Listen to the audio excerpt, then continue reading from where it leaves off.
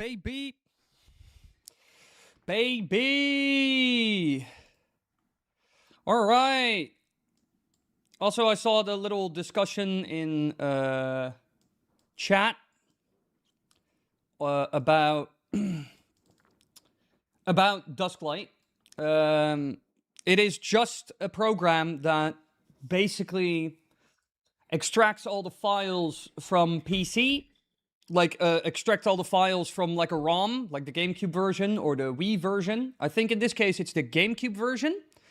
And as soon as it has extracted the files, it basically runs it locally as an XAE, so an actual straight-up program on the PC itself. That's how it works. So it's not based off the Wii U HD remake or anything. It is just, if you dump all the files on PC and then run it locally like PC software, just like Google Chrome or other video games like Hades or Minecraft, you know, how they run like XCEs on a PC. That's also what they're doing here, but with Twilight Princess.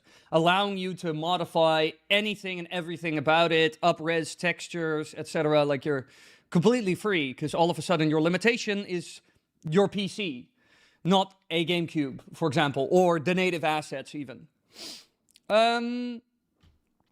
Where is it? Here, Dusklight. Dusklight.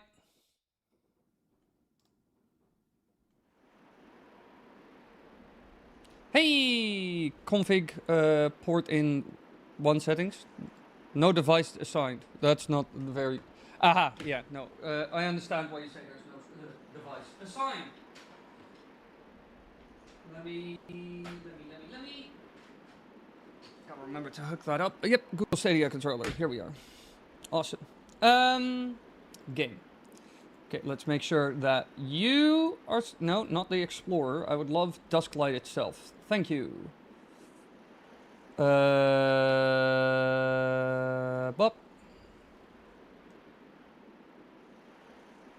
Ta-da. Ta-da.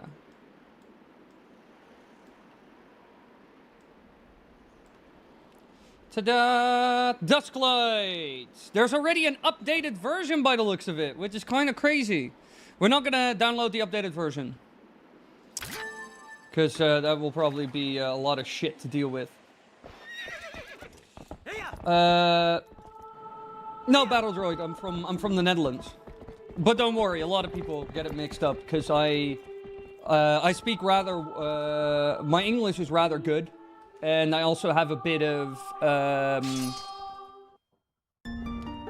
an English accent due to a lot of people from the UK that I hang out with. What does the text-to-speech above $5 means? That means if you donate here on YouTube through Super Chat and it's above $5, that any message you send, obviously within reason and not me getting banned, will be read out loud by the software. So I chose like a nice little fun little robotic voice that will read out any messages from donations above $5. Aside from obviously showing on screen and all the other normal stuff you would have. But now, it will read it out loud. It will read your message to me. The chat has a voice, basically. That's how you need to see it. Money, give me money. Oh, I have 105 bucks. Never mind, I'm rich.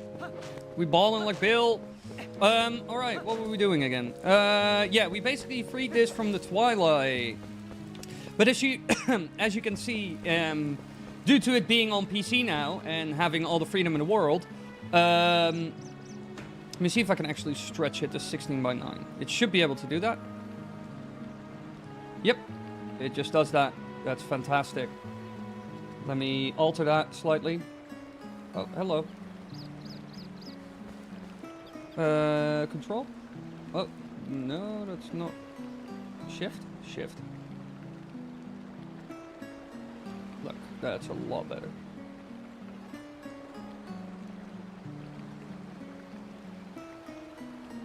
Oh. Now it's less weirdly stretched. But as you can see, due to it running natively on PC, it is also currently running on 120 frames per second, which is like four times more frames than the original version. But as you can see, this PC port, even though it's very good, it still has its issues. If you look on the edge, you can see that it's kind of blending Link's texturing and the water texturing into one. So you get a weird, especially when you're on land, you get this a lot. You get a weird little ripple effect on the edges of textures. As you can see on Link here, especially on the left side where his hat is.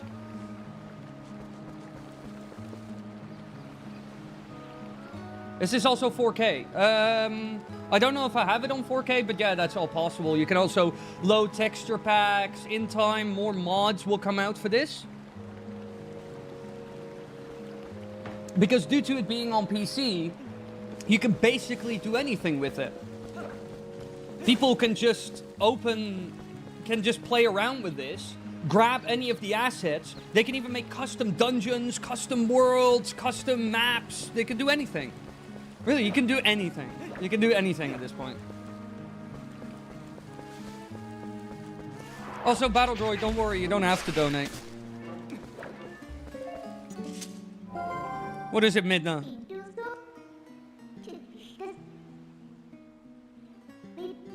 Yeah, I know how this game works. Leave me alone, woman.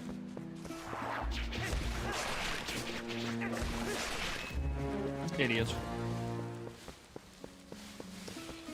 So basically, Mario Maker Legend of Zelda. It is more similar to... they pulled this off, I think, either 2023 or 21. They created a desktop XE version, just like with this, of Super Mario 64. And now that has developed so far that if you boot up Super Mario 64 Co-op, they call it Co-op Edition, so C-O-O-P Edition, SM64 C-O-O-P Edition, Co-op Edition. You can load any game mode you want in it. Do you want to play Frogger? You know, that game where you have to cross the road, but as Mario characters inside Super Mario 64? You can. Do you want to play fan games, so like fan mods of Super Mario 64, where they take like the assets and worlds, but they create a completely new game? You can do that. I've heard of it. Nathaniel Banley played it before. Well, it's basically, this is the same, but they pulled this off with Twilight Princess. So expect a lot of, expect this to develop really fast, and in 2 years' time, there will probably be so many mods and texture packs and all kinds of quality of life improvements. Because even if I go in here, you can see here, open a menu at the top. I can also change all kinds of stuff. I can even add cheats if I want. There's an entire cheat menu, like built in already. This is not even a mod. This is just basic stuff they added to it. They also added a bunch of other stuff, like minimal HUD, restore certain glitches. You can do damage multipliers, anything, really. And as time goes on, this only gets worse. In a good way. And you can also have quality of life stuff, like bigger wallets, disable rupee cutscenes, because you get a cutscene for every time you pick up a rupee, autosaves, hold B for instant text. I'm going to turn that on, actually, because that's actually very nice. Look, now the text is incredibly fast, as you can see. Boom. Boom, boom, boom, boom, boom. 100 rupees, yeah, sure. I am rich as hell. But as you can see, now, due to me editing that, I can go real fast. But it's really cool whenever they figure this stuff out. Nintendo hates this. Absolutely. Nintendo absolutely hates it whenever the community figures something like this out. Because obviously it kind of threatens their offering. But it is actually completely legal to do this. There have been many court cases that have been lost throughout the years about emulation. And as long as you don't steal the ROM itself, it is completely fine. But yeah, obviously Nintendo doesn't... Oh. But obviously Nintendo doesn't like it very much whenever Nintendo fans figure out how to do this. Because why would I play Twilight Princess on a Nintendo Switch 2 on Virtual Console when I can play it on PC in much better quality? Like, it runs better, better quality, etc. Options for mods. This is why I don't ever buy Virtual Console stuff. Because arguably, Nintendo makes a very uncompetitive product. If you want to play Ocarina of Time and have fun, you're better off playing it on a PC than anything made by Nintendo. They also added gyro, as you can see. For example, now the moving I'm doing, that's by mouse. This controller I'm using doesn't have, like, gyro, but you can even turn on gyro, and then you can have gyro aim, just like on the 3DS or the Switch. But now I'm using my mouse. I'm currently aiming with my mouse, which is, as you can imagine, a lot faster. Oh, $5! I'm poor. Help! Give me this money. Also, weird side note, but not really got used to Linkle mod for this game, but it sounds weird to hear default noises. Yeah, I didn't add anything to it. I haven't really added anything to it. Aside from the basic stuff, like the basic glitches that are, like basic cheats and quality of life things that are in there. But I didn't actually add much. They need gyro for Ocarina of Time remake. Oh yeah, 100%. They're gonna do that for sure.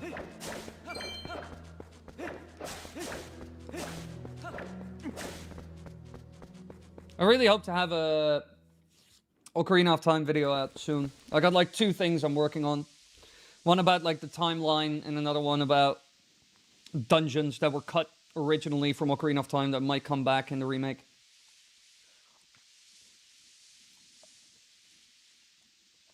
Also tried gyro aim, but it's kind of annoying in this game. Oh, okay, fair.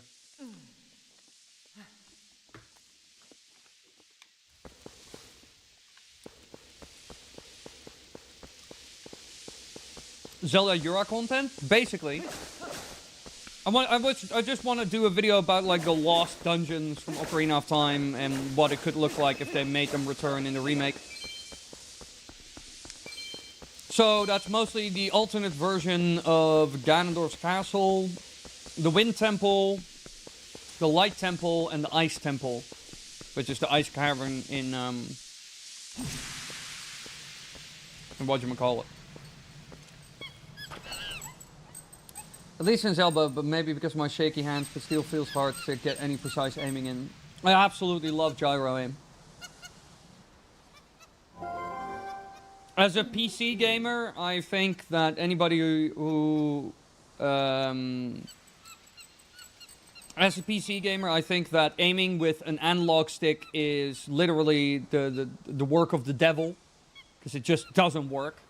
This is why every console game that is a shooter has auto-aim. All of them. Even if they claim they do not, they all have what's known as magnetic bullets. So if you're shooting and you're going straight past your target, like slightly off, the bullet will bend towards the target. Halo has this, Call of Duty has this, they all have it. Otherwise, playing with an analog stick, a normal controller, a shooter, is impossible. It's just a very crude way of aiming for how precise you need to be.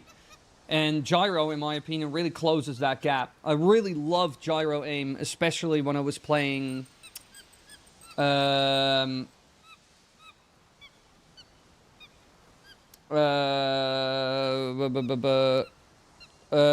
Gear Solid, especially, was really good for.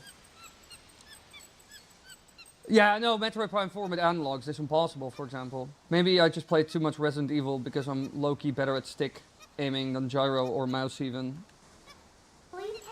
Well, I mean, that might be, but I can guarantee you, Emmy, if I put you behind a keyboard and mouse, or I give you gyro and I give you 3 months, you will be probably 100 times better than you ever were with stick. And that's not because you suck at stick, it's just because stick, like analog stick, is such a limiting way of control, you know? You're just very used to stick, so you stick to stick, you know? But you can probably be much better if you get used to stuff like gyro or mouse. There's a reason why, for example, also in competitive play, they do not allow people who use gyro to compete with people who do not have gyro, because it's just not a fair fight. Or people who use mouse and keyboard do not compete. For example, CSGO, they do not compete with CSGO players who play... There aren't any CSGO players who play with controller, because if you take the game seriously, you might as well uninstall it, you know? Because you'll just lose.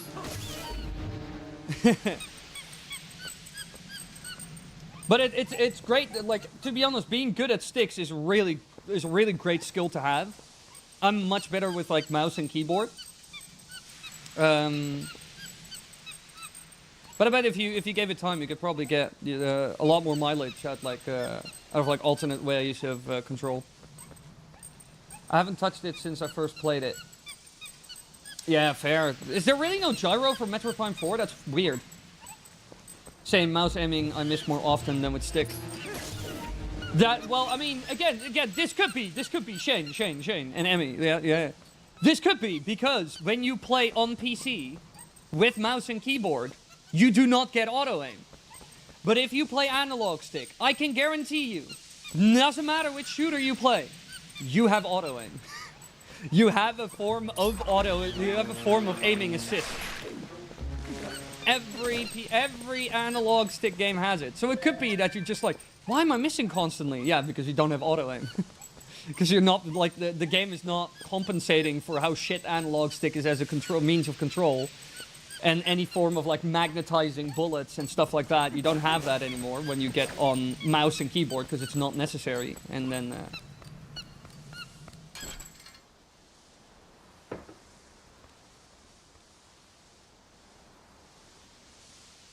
Chief, I played a lot of stuff with mouse in my life, but it's really hard due to just how shaky and stressed I get. Well, that could also be it. I'm not, it's all fine, Emmy. It's not like we're not having a fight. We're not having a row. Where do you download Dusklight? You can just Google Dusklight. They have all the instructions. I cannot give you this information. Obviously, for legal reasons.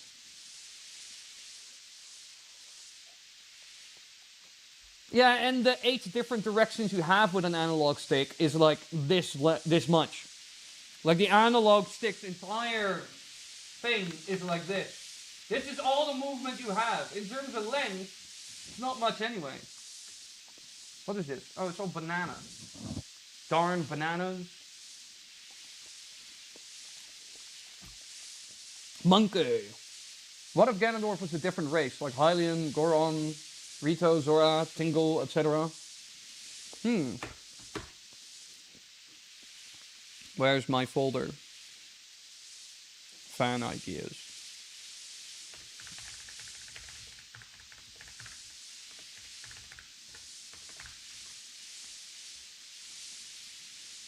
It's never stated that it has to be a Gerudo. Tingledorf sounds like a nightmare. Tingledorf. Ran out of oil while you were following the monkey around. We were monkeying around. I'm not really a PC gamer, I have a Mac. Rip. I am very much PC Master Race. Oh yeah, also, yeah, by the way, for this at least, they probably have a Mac version. They probably have a Linux version as well. You can run it on anything.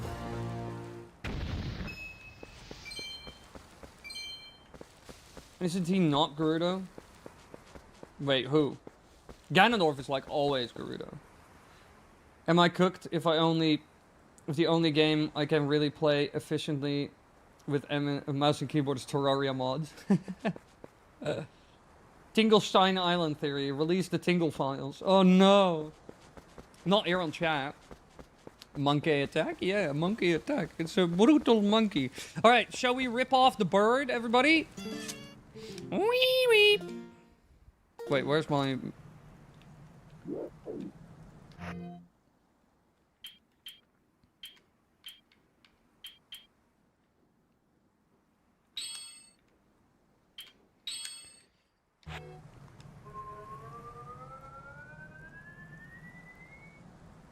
All right. Shall we rob the bird? Do you need a GameCube or reversion for this mod, or do both work? I think a GameCube ROM, like an ISO of game, like a GameCube ISO, so like a GameCube ROM file,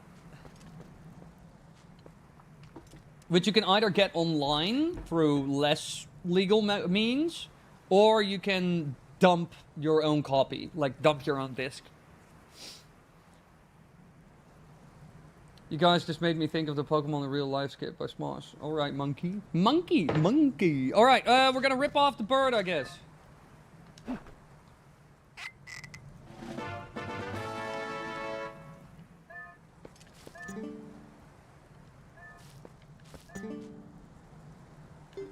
Should we give him one buckaroony?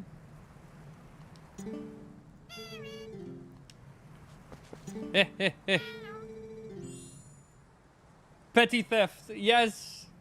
Oh yeah, they also added achievements. Nah, we'll give the monkey, we'll give him some money. We'll be nice, we'll be nice. We still only paid 11 bucks for something which was worth 30, but... don't worry about it. Did you check out the Pokemon Too Many Types yet, by the way? No? What? Wait, what? Pokemon...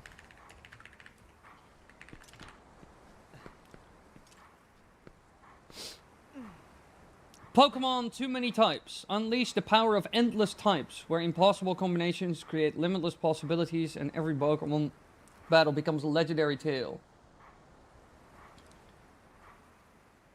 New move mechanics, expand type system, revamped regional decks, randomized trainer teams, quality of life improvements.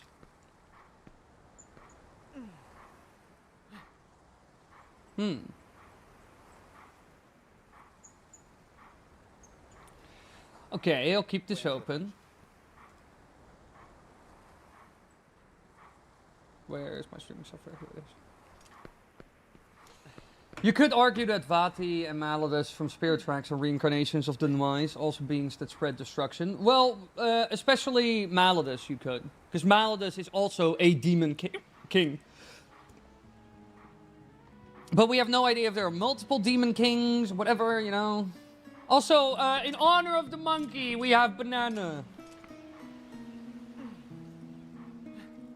Banana. Yeah, the golden wolf. Give me 1 second, everybody. I'm gonna grab some lemonade, and then we're gonna talk to the hero shade. Let me put my jacket on my.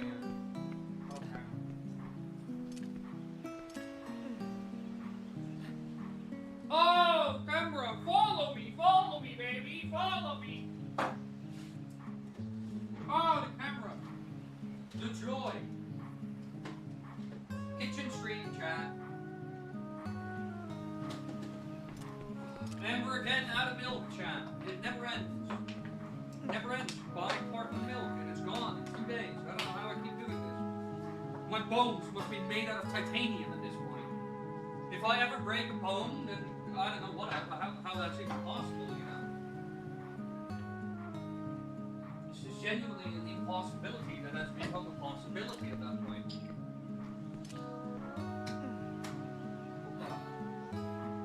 Oh boy!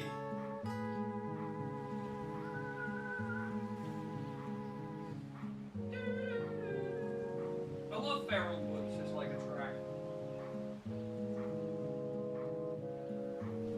I've actually been using Feral Woods a lot recently in videos.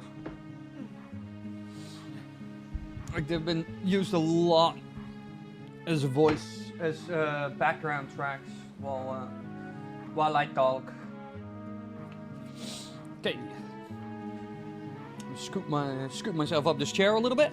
Wait, hey, cool, hey, virus scanner. Can you kill yourself and not ask me these questions? Thank you. Baby, alright, baby! Big wolf!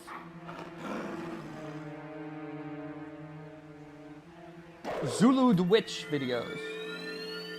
Is that just like a creator who used a lot of Twilight Princess tracks?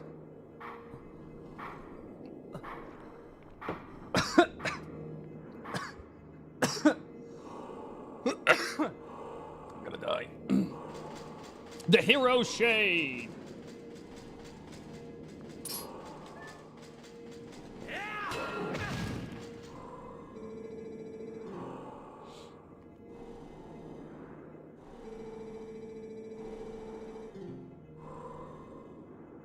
We disgrace the proud green of the hero's tunic you wear.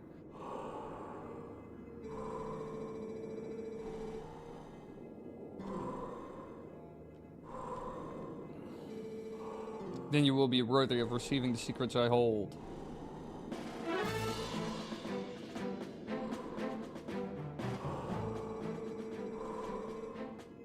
Enemies that are filled with energy will quickly recover and attack again, even when stunned by a powerful strike. The ending blow is a secret technique you can use on stunned enemies to end their breath before they spring back into action. This is like one of my favorite things they added to Twilight Princess.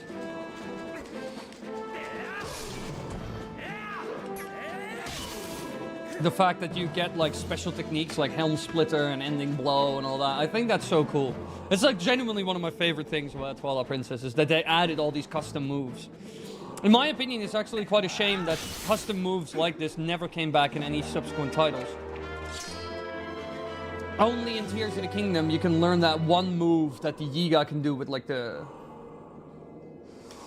Congrats, you stabbed the area between his ankles. Yeah, that's the only thing about Ending Blow that's kind of stupid. Is you'll often just completely miss. But it'll still count. Minish Cap, oh yeah, Minish Cap has it as well. Yeah, that is true. I think Minish Cap, Twilight Princess, and that's kind of it. Aside from like 1 and 2 moves here and there, like Hurricane, you know, like the Hurricane spin thing. I know in the Wind Waker you have Hurricane now.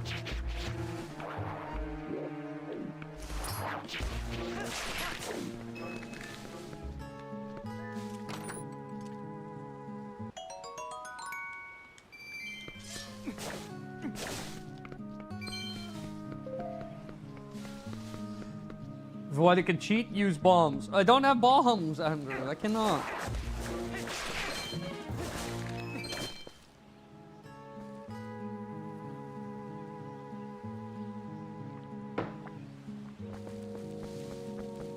I don't think Nintendo could ever remake Minish Cap. I'll be very honest.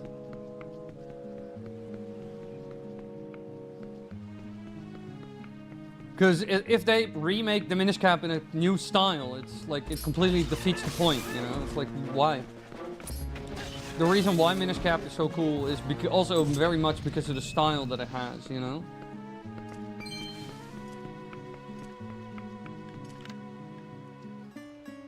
This is 100% also like the Great Deku Tree, I'm pretty sure of it. Oh, I got a bit of a shiver. This mod is fun and all, but could it also give you one-hit kill randomizer? Well, yeah. Hope. You want to see something cool?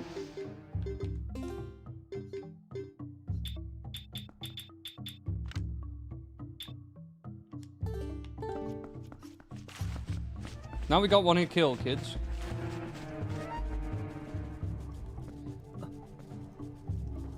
They could remake it in a 2.5D style. Yeah, that could work. That's the only acceptable like way of doing it, I think.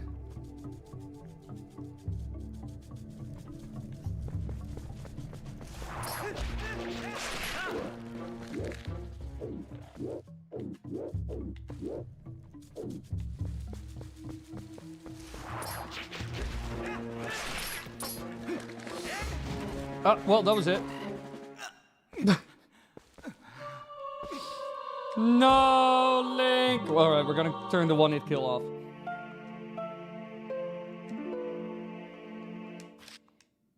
We try? Yes. Okay, let's turn the one-hit kill off. So it's just... Oh, shit! Almost died there.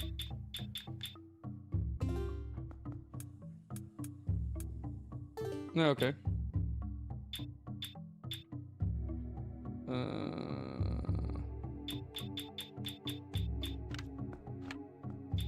No, I hate V-Sync. Off. Cool.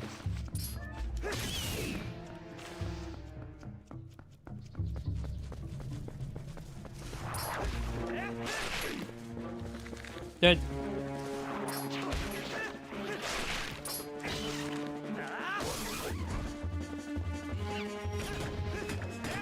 Monkey! Monkey! I also love the monkeys in this game. Will Wily turn off the water temple? Oh, you know I would if I could. I would skip that water temple in a heartbeat. Because I also do not like Lake Bed Temple. To be honest, I don't think Nintendo actually ever has made like a water temple that I actually genuinely like. Let me just, pa-sham, pa-sham, pa-sham. See that? I hit the monkey. Boom. Boom, boom. Boom, boom, boom, boom, boom. I can't wait to do, like, archery minigames with this, by the way. The archery minigames are gonna be so easy with now that I can just aim with a mouse and keyboard or just gyro. Oh, it's gonna be so easy.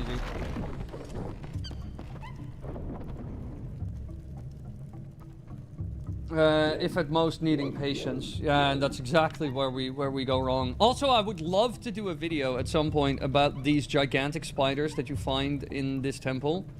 Because I think they're terrifying and kind of fascinating. And I'm curious why they are so big, and we never saw this kind of big spider again, really. Except maybe like a boss here and there.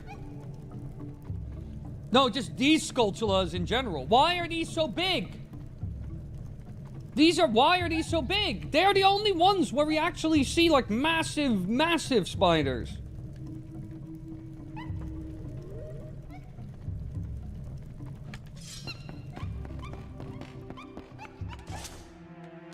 No, they're massive. Look at these things. Look at these freaks.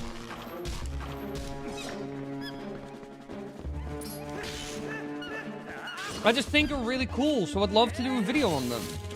I think they're pretty rad. They are very scary, and I like that.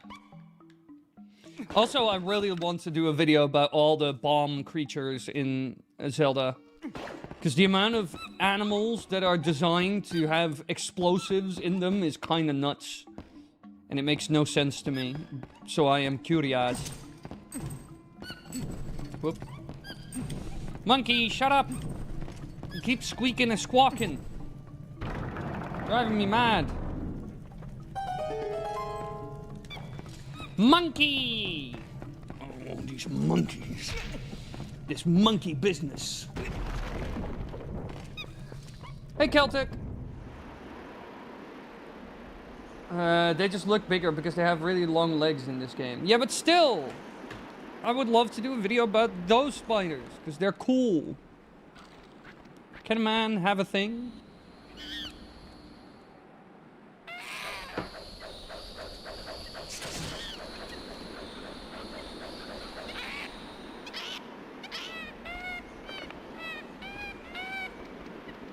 Monkey!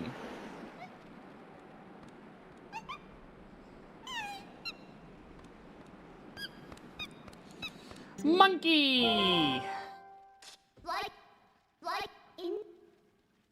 Could maybe look into real-life animals that can act like a self-destructing bomb. Yeah, that's probably what I want to do in that video, but like, and also kind of find like maybe a potential in-game answers, you know? Because creatures like a bomb chew are also kind of weird, because in some games they're like actual living creatures. It's kind of a strange thing, but I would love to do a video about that. I would probably call it the weird world of living bombs in Zelda, you know, that kind of video. Alright. It's just an interesting topic, you know? Banana!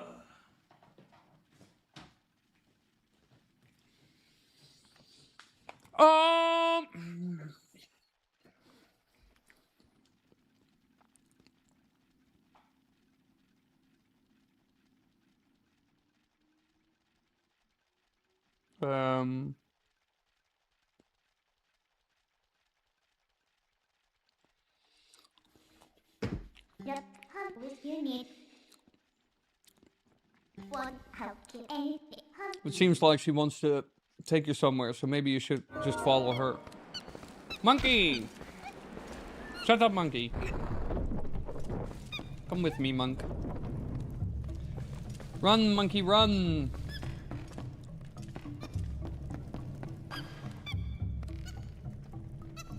Wait, hold up, monkey.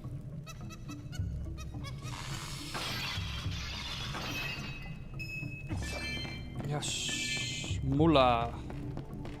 Where's the other $5? I have been scammed. Huh. What's up here again? Nothing. Ow.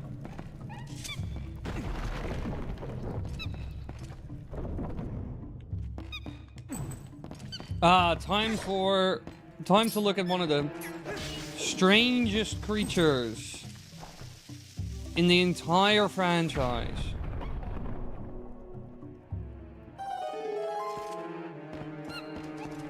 Yeah, no, leave me alone! Where's money? Weird chicken thing. I swear to gosh. I don't know if any of you remember the Yoku. The Yoka. Whatever you want to call them. These things are really weird. And Nintendo, actually, if you read into the lore, has made them like the most important fucking guy ever. These things, according to lore in Twilight Princess, that has never been retconned or anything, it's just like straight up the lore, created the Hylians. These are like one of the most important like races in the entire franchise. And Nintendo was like in Twilight Princess, they are super important. And then they never mentioned them again. I'm really curious if the Zonai are gonna have a similar like thing. These are said to be like an incredibly advanced magical race tied to the gods. One of the original races that like, because there's also in the HD remake of Twilight Princess, there's like a mural in like Hyrule Castle which depicts them at every event in the franchise. You know, the creation of Hyrule, the Triforce, when the Zora were around, when the Rito were around, like always basically. And it's said in like the lore and legends that they created the Hylians and that they're really close with the golden goddesses and blah blah blah blah blah. We never see them again.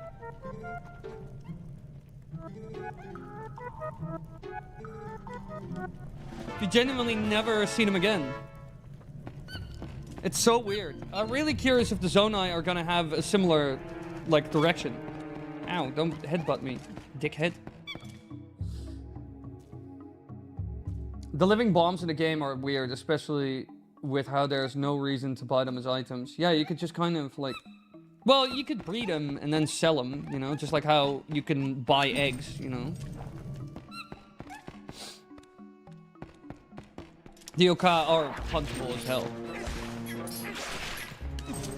But it's like weird how important they are in the lore, because I recently looked into it while doing a video... That video is coming out this weekend. While doing a video on,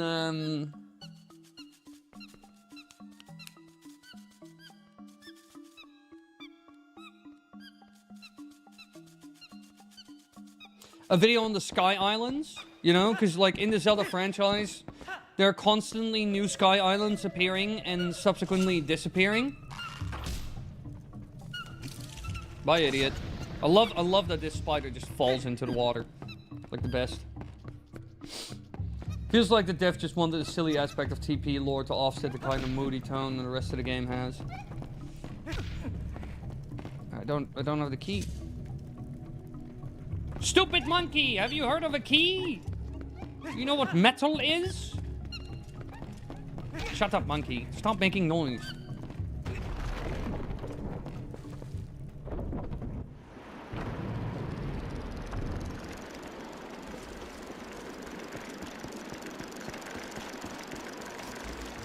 But yeah, it's so weird that the Yoka are so important, but nobody... Like, nobody remembers them, you know? They're like just immediately irrelevant. I really hope the Zonai are gonna go in a similar direction, because I don't like the Zonai. I'm gonna get so mad if they actually retcon Ocarina of Time really hard, and that all of a sudden Rauru, the Sage of Light, is just Rauru from Tears of the Kingdom, you know, the Zonai Rauru. I'm gonna be so annoyed if they actually do that. I think there's a chance they will do that, but I would be so annoyed if they do it. Because I would be like, oh, for fuck's sake, I have to deal with these space goats. I absolutely despise them.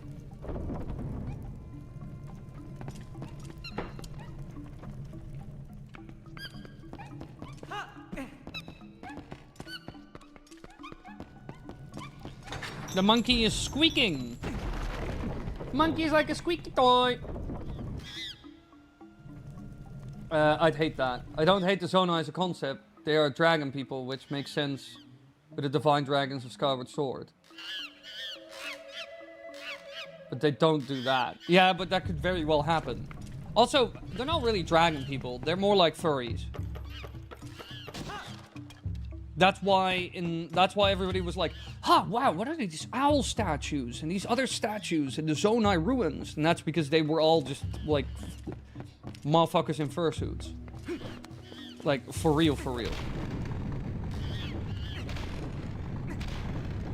Monkey! And then the monkey is like, oh my god, I'm a monkey. Oh my god, and then we have the Boko Boys. The Beastie Boys come to hang out. Whoop! Crotch stab. We did it, monkeys. I love those monkeys. Yeah, goat-like, but if you look carefully at the face structure, it is similar to dragons in Tears of the Kingdom. As in, they have like a spitched snout, you know, like a pointed snout. Because as far as I understand, at least from what I've recently read about the Zonai, reading more up about it, is that they came in all kinds of animal shapes and sizes. But they all died out before we actually got to see them. That's why we only get to see Rauru and Minoru. But they used to come in all kinds of animal sizes. From goats to owls to pigs to they're just animal, like they're just furries. They might as well be Sonic characters. You know? That's at least from what I understood from what Nintendo said about them. And like, Tears of the Kingdom lore.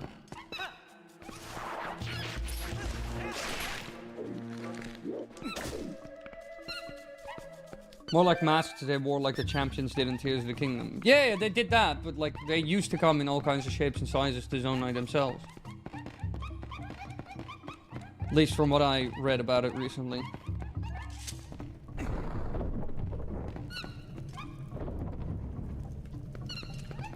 Yeah, but they aren't really explicitly dragon people, though. Oh. I'm sorry, monkey. I'm an idiot. I pressed A again.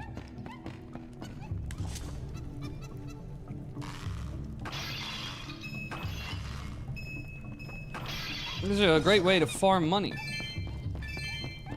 69! Monkey? I'm glad I went AFK to you talking about the Zonai. Is Majora's Mask the only game that has similar art as in Ikana? What do you mean? As in, like, the Ikana have similar art to... I think you said that recently, yeah? Like, maybe we should make a video on how to make the Zonai work. Yeah, but then I'm actually giving them, like... I'm validating their existence. Scary game we're playing.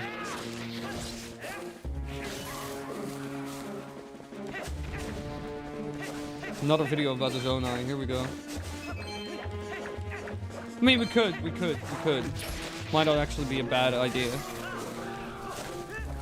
Depending if I can find a way to make it work. But the problem is, like, whether the Zonai work or not is actually incredibly, ridiculously, crazy irrelevant. Because Nintendo has created a Zonai race like 3 or 4 times.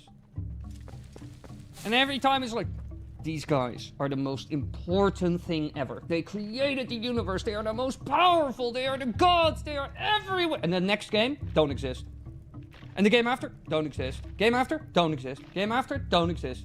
Nintendo, why did you create that all the way? What? The Minish? What is a Minish? I've never heard of that.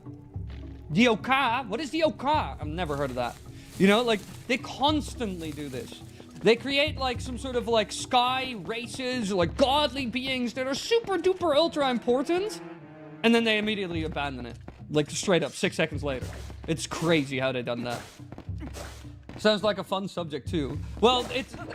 we already kind of covered that whole... We could cover it again. But, like...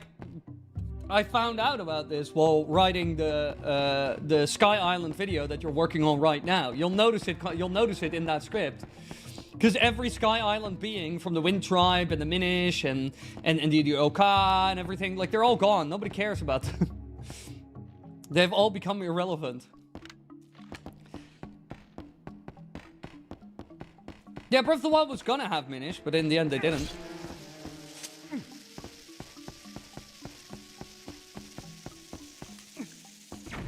Shit, too late. We'll just get up here. I think this is the very Nintendo thing, and more proof the timeline is just a suggestion. Facts.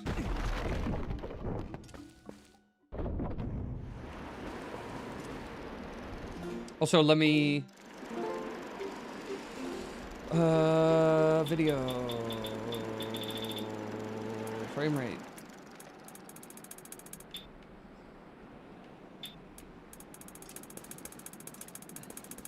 I'll just lower the frame rate to 1:60. Because I think it will look better on the streaming software. Why is the streaming software doing such weird shit? Why does the footage look so stuttery on...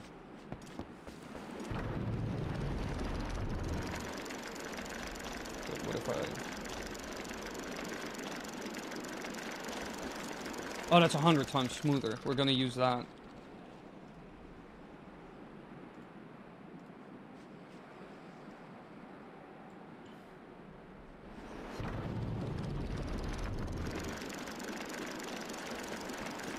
Yeah, this looks 100 times smoother. I don't know why the other one was, like, lagging so hard.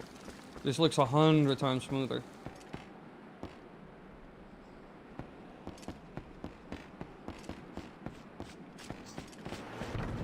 Oh, shit. If Barella can evolve into Zora, then Rito. The Zonai can evolve into Heidi and then Akua. Zelda races make no sense. Yeah, that is true. That it could have also happened. That is true.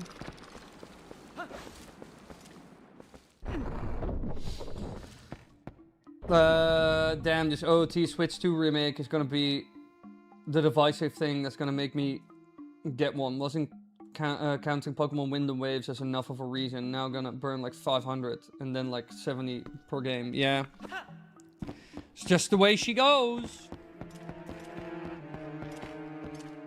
Oh yeah, I need to use it here. Come on.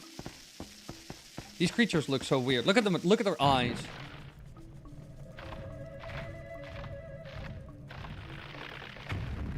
I ain't watching your Windows 11 taskbar. Yeah, but that's why the taskbar's gone. But this looks so much smoother than it did a second ago.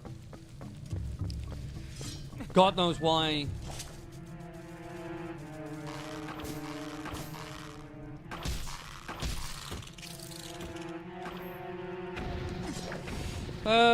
No, I need a second.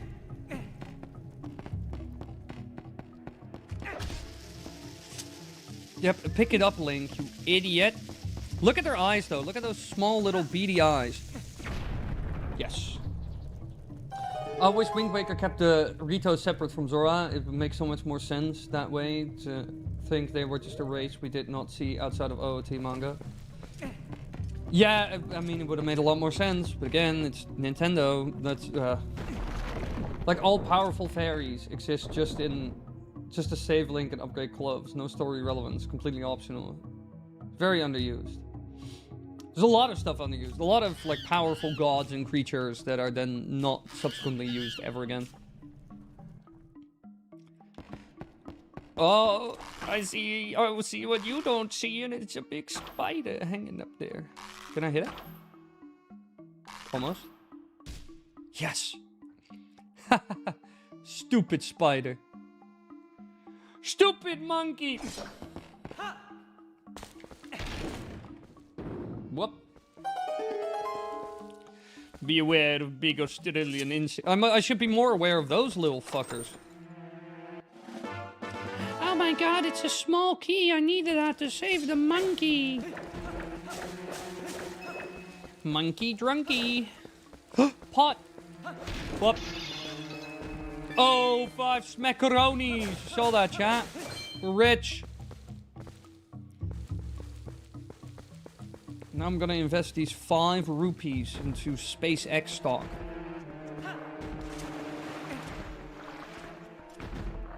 See these dragons? Almighty dragons that represent the elements and Triforce spirits. No plot relevance. Yeah, and gone the next game. That is also like one of my favorite things about it. Is like the fact that they introduce these almighty beings that are crazy important, and the next game, literally the next game, they're gone. But they constantly do this, and it's kind of annoying, and I think they should kind of stop. Because they're also making their own life much harder by creating all kinds of, like layers and layers and pounds of useless lore that becomes completely irrelevant, outdated, or kind of retold 6 times over, but with insert different race name, you know? Like the Minish, like the Wind Tribe, like the Yoka, like the Goat People, the Zonai. It is so crazy that they keep doing that, but they keep doing it. I think Nintendo should be stopped. Just keep it easy, mate. Oh my god, it's a big spider! It's a big fuck off spider! Australian animals! Shoo! Shoo! Shoo! Glitch into the ground. Good boy. Yay. Open the sashimi. These flying manta gods that control the wind. Wait, who? Yeah, yeah, exactly. Yeah, it's really bad how they keep doing that. I think out of all the franchises that I kind of know the lore of, they're like the ones who do it the most. They're like the biggest offenders, you know?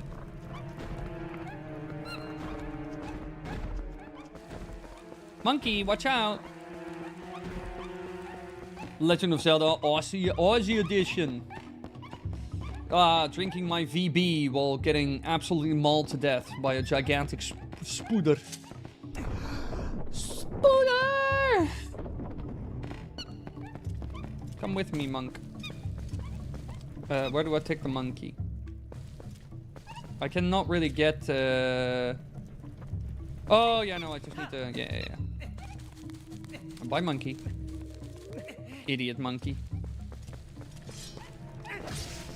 Oh. Oh, no, yeah. Oh, yeah, I love this. That went swimmingly, chat. Everybody laugh. Everybody point and laugh at the streamer. Do it. Point and laugh at the streamer. This is your time. Say Wily big dum dum. Say Wily dumber than Grok. Say ChatGPT could have done this better, and he has no hands. Come on, grab the fucking thing. Cool. E-clown. Yeah, I just get trolled. Yeah, it would have been worse though if I fell into the plant, you know? That would have been like the ultimate... Look at their eyes!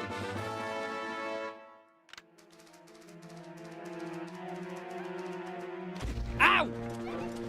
I am just trying to observe you! Look at them though. Look at them.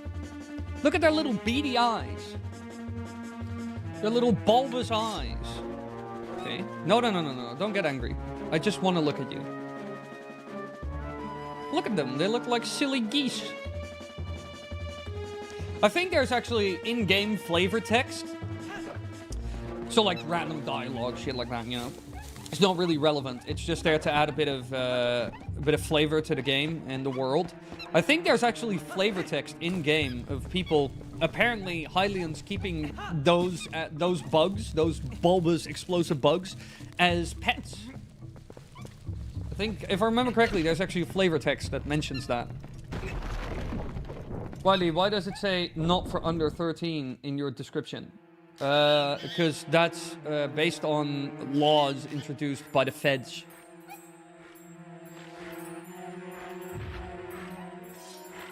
Technically, yeah, from a legal perspective, the law here in Europe, I think America as well, you cannot use YouTube if you're younger than 13. You need to use YouTube Kids.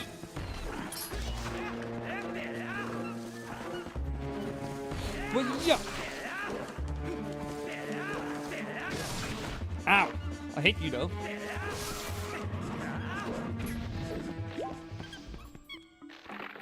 Whoop.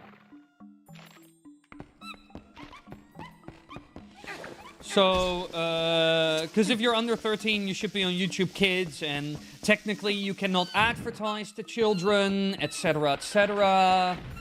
So, meanwhile, you were my favorite YouTuber when I was 8. That does not matter.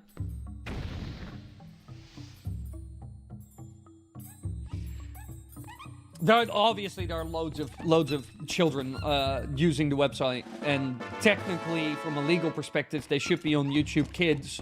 So there are certain things, certain protections in place that they cannot stumble upon crazy stuff on the internet that is not really made for them. And because you also have stuff like the PEGI ratings, you know, PEGI 12, PEGI 16, PEGI 18. And technically, and advertising to children is different. Technically, you can't really advertise to children, technically.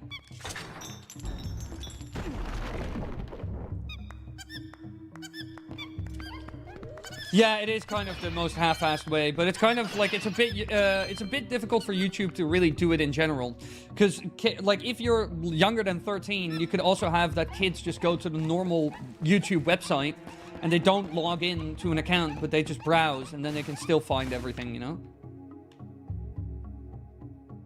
I thought I saw something up there. Won't somebody think of the children? Yeah, basically. Monkey. Yes, we are monkeying around, chat. I've collected many monkeys in my day. It is my monkey. It's my heyday of monkeys. It's my monkey mania. I am monkey maxing. All right, we should have enough monkeys to get where we need to be. So we should be able to get the boomerang. Yeah, exactly. Here they go. Come on, we're monkeys, monkeying around. Why can we not have The Legend of Zelda Monkey Monsters? Or The Legend of Zelda Super Monkey Ball? Why does nobody combine Super Monkey Ball and The Legend of Zelda? Come on, we'll put Link inside that plastic ball and roll him around in these floating space worlds.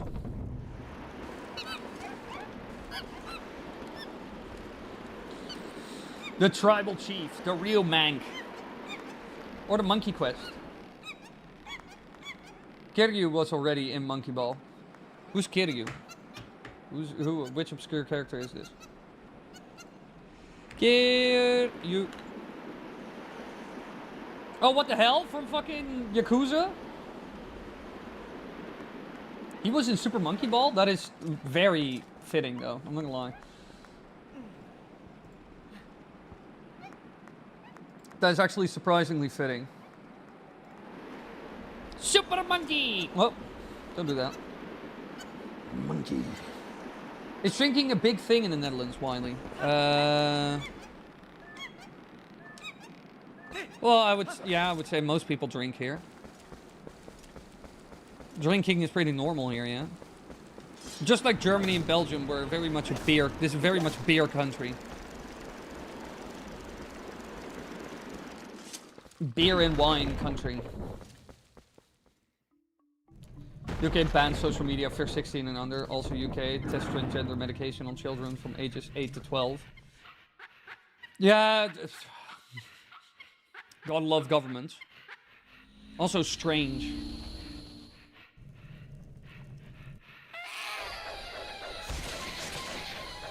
That is like a post that requires a lot more context. Testing medication on children is always a very sketchy thing.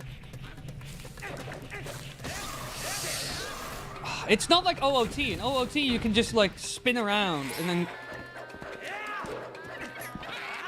Shit, I need to just roll against it.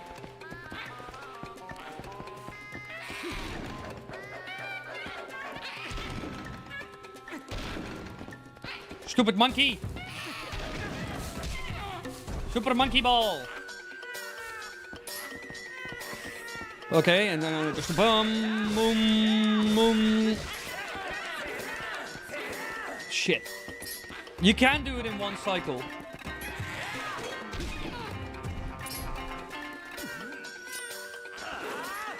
Shit.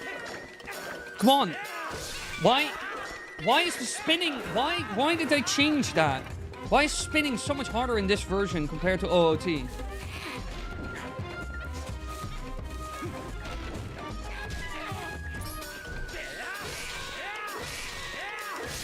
Okay. Fast enough. So sad. I could have done that in one cycle. I've pulled that off before. Oh my god, it's a gigantic tick. It's lice. I didn't know you could deflect it with your sword. Yeah, of course you can.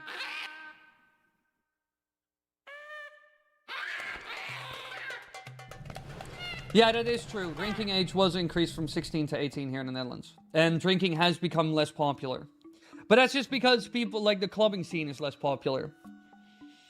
Because I am constantly hearing about, like, everybody like, oh, nobody's drinking anymore. But I'm not really noticing much from it. I'll be very honest. I just see that people don't really go to clubs as much anymore. But I still hear about people drinking. It didn't change that much. They just go to different places to drink. I'm the Fairy of Winds who resides in this boomerang. You have freed me from pure evil, and now I have my true power back. Please take it with you. Use it to aid you in your quest, and may both of your power and my blessing go with you. If you focus the power and release... Still one of the most fascinating items in this game. The Gale Boomerang. A mysterious boomerang houses the Fairy of Winds. Fascinating item. Fairy of Winds who? I actually did a video on it, like, way back. Drinking is 21 in the US and used to be 18 until around 1970s. Yeah, it's when it comes to that, America's a bit weird. I think they should up the driving age in America from 16 to 18, because 16-year-olds in a car are like a menace. And in my opinion, they should actually, in almost every country, universal, increase the voting age from 18 to 21. Because honestly, 20-year-olds have no idea what they're voting on. The amount of the amount of people from that age bracket, especially when I was that age, you know. The amount of people that were just like, I don't know what I'm doing, you know, while voting, you know, it was crazy.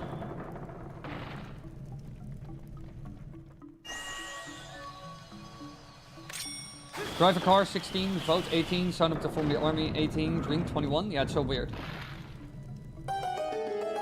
Europeans trying to quit drinking at 21. Yeah, exactly. Our career was already over at that point.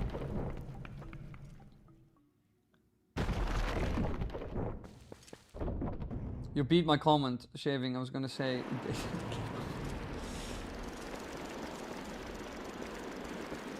Driving at 16, adult military gambling at 18, drinking, smoking 21. I actually have been sober for over a year. What are you doing, Maroon? Also because of how prevalent casual indoctrination is with YouTube and everything. Well, yeah, and honestly, a very, very, very blunt statement. 20-year-olds are absolute idiots. They are still very much figuring out the world, and they no. No, they shouldn't vote. They should not vote. They should, we should take a, yeah, I'm 100%, if they would change it in the Netherlands from 18 to 21, I would agree with it. Because 20-year-olds have no idea what's going on. They shouldn't vote.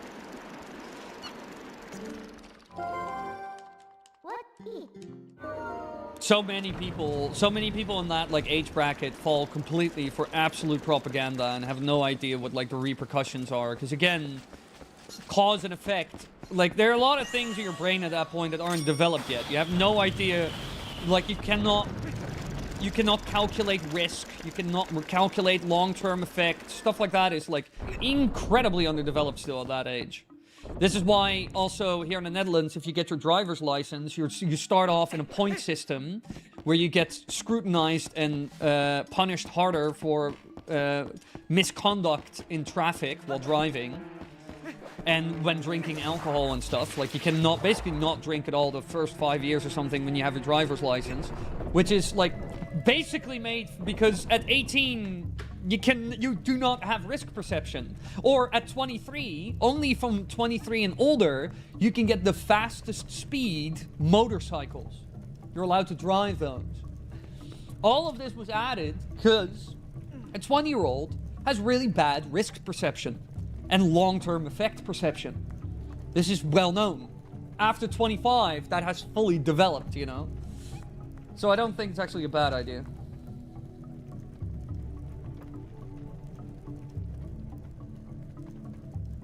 Grifters on the internet are a plague, and I blame them for why most young people here are so incredibly everything phobic. Yeah, but it goes, like, Emmy, you gotta remember, it goes both ways. Don't worry. You have a bunch of people on the internet who are have absolutely idiotic ideas that are very right-wing, and then you have the people who have absolutely idiotic ideas that are very left-wing. And both of them make me very, very annoyed. Very, very tiring. Kids simply cannot conceive of the extent to which people get lied to throughout all corners of society. Yeah, and they also just don't understand like the broader effects and means of a lot of things.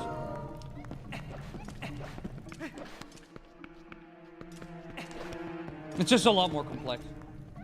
How old are you, Wiley? I'm 26. I am turning 28 tomorrow. And obviously, I will say, there are obviously people who are 21 who are outliers, you know, who have a like, much more sophisticated opinion and better developed. But just in general, I would say that it would probably be a smarter choice. Oh, I don't know, it can be a smarter choice to probably up the voting age a little bit. And I would also add a voting cap. I'm not gonna lie. At some point, you have cognitive decline on the other side. I would also say that people who do not meet a certain cognitive test, just like how old people can lose their driving license, you know, because they're just cognitively not strong enough, they should just not be able to vote or be in power. Why? I still don't understand why America is being ruled by 80-year-olds, you know? It's still like the most fascinating situation ever. So managed democracy. No, just like you need to be able to like, I wouldn't say pass an aptitude test, but believe me, if an old person gets their if an old person their driving license is taken away, I do not think they should vote.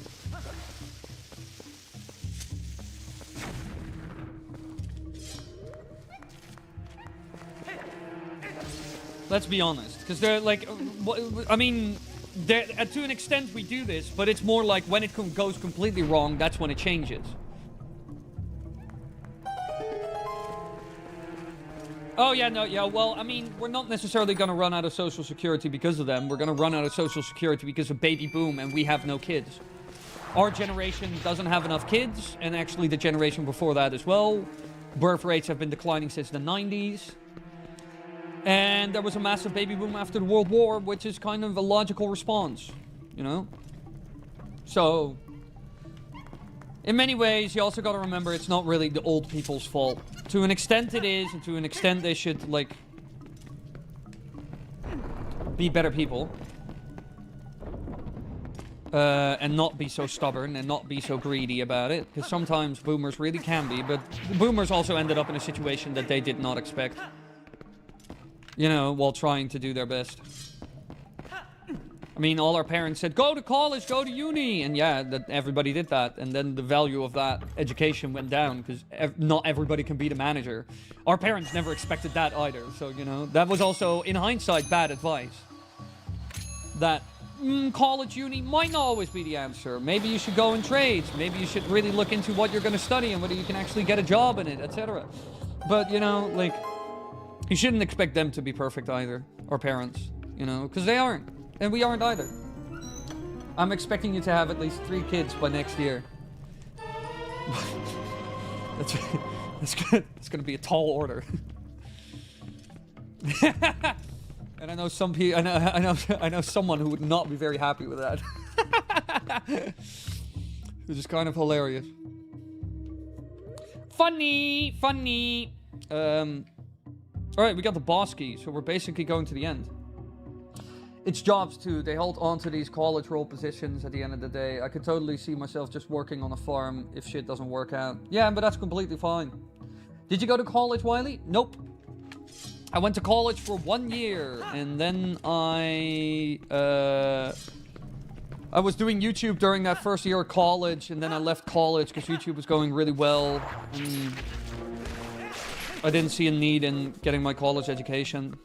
And to be honest, in hindsight, it was not really necessary either, because if you look at the landscape right now, there are so many professions that I could roll into, like, right now if I wanted to. I could just apply for the application and I could get into it. Getting a job at the moment is very easy still. Very easy. But it depends on what you want to do. If you're like, I want to be a major, I want to work in a museum and make a lot of money, that's not going to happen. Or if I want to work in the zoo, that's probably not going to happen either. But if I want to do gardening work, or I want to work in construction, or I want to work in finance even, or other things, that is very doable, because they're looking for people like crazy, because of aging population and everything. And they love to give you traineeships and immediately roll you into the fold with a starting salary while you're doing the traineeship and everything. So in that regard, there are also a lot of things you could do. Bricklayers, yeah, that as well. But like a lot of jobs. I've even seen in terms of finance, there are so many good opportunities. IT level 2, because it was gonna be a boom, and just 2 years after I was done, it was shrinking, and no one wanted to hire a level 2. They wanted a level 3 for level 2. Yeah, exactly. Yeah, that's the thing, you know. Cognitive skills for driving are different from more political decision making to a certain degree, though. Don't know if it's fair to say that people who can't drive safely anymore should be able to vote. Well, it's just an example of like cognitive decline, and there should be a moment where we're like, you cannot vote. But that's like a broader conversation that we should have, that which people are going to vote about the future.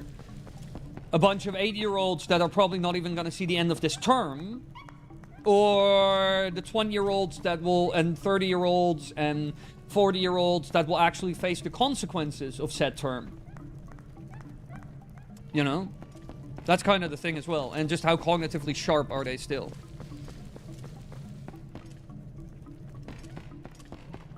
Because we can... I mean, it's just the whole thing of both Trump and Biden aren't and weren't very cognitively strong. Yet they ruled the most powerful country in the world. At that point, we should start asking questions, what are we doing, you know? Just that. Nothing more, nothing less. Nothing against them personally, those two presidents. Just, we can be honest about this. Why are we being ruled by 80-year-olds? We should probably not have a person born in 1946 rule the US. Yeah, basically, stuff like that, you know? But that's just it. That's the only thing I'm meaning by it. It's a bit weird how that went. IT is horrible to go for college for. They want a 4-year degree for an entry-level job. Yeah, that's with a lot of places.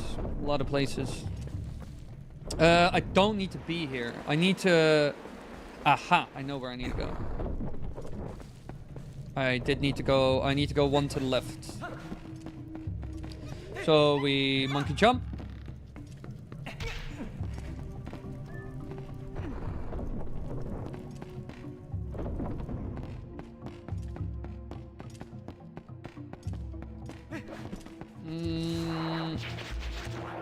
Yeah, we should be going through here.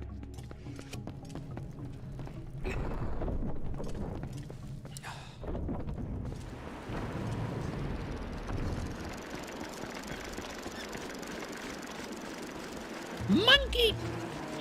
I'm coming, monkey. Calm down. Calm down, monkey. We're going. I got me the degree, entry-level job for my degree. You need 5 years of experience in this job. The fuck? The fuck? Yeah, it's weird sometimes. But hey, Maron, worst case scenario, you can always do other things. You can... I saw that they actually pay people a lot for the more hands-on stuff. If you want to become a gardener and earn $4 grand a month net, you can do it.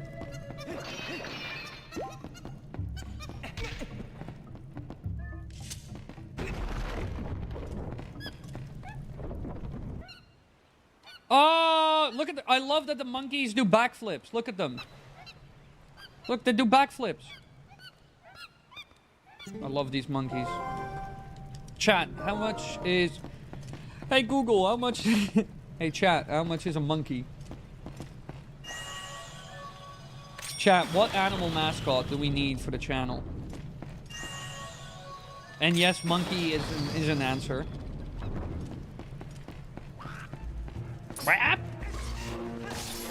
Idiot.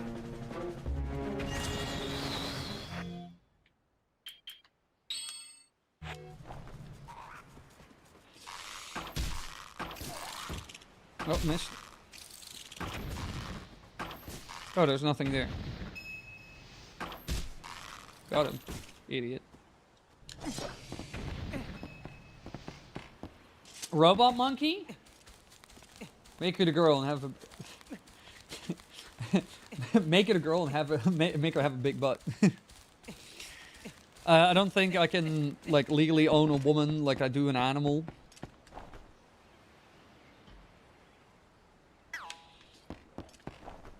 You just want the gooners to come to the channel, Claude. Either a lab rat or a scientist monkey. Yeah, but then it needs to be like a lab rat that is actually, like, incredibly smart. Like, they actually experimented on him and he has, like, an insane IQ, you know? What? Give me the money. I'm so glad I turned on bigger wallets and we just immediately have a bigger wallet. Gooners give money. So, robot monkey with a big butt?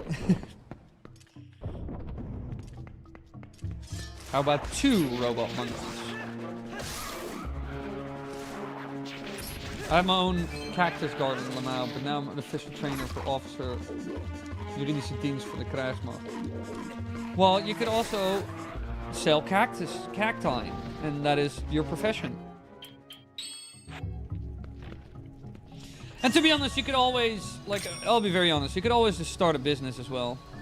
I have a friend of mine who does a lot of vintage clothing stuff, and... Oh, well, apparently that doesn't work. And he's also making loads of money. Like, he's doing really well. Like, that business is also growing at a pace that I was surprised by. So no, you could always do that.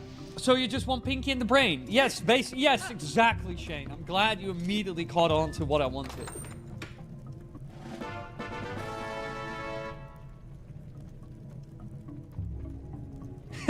What the hell?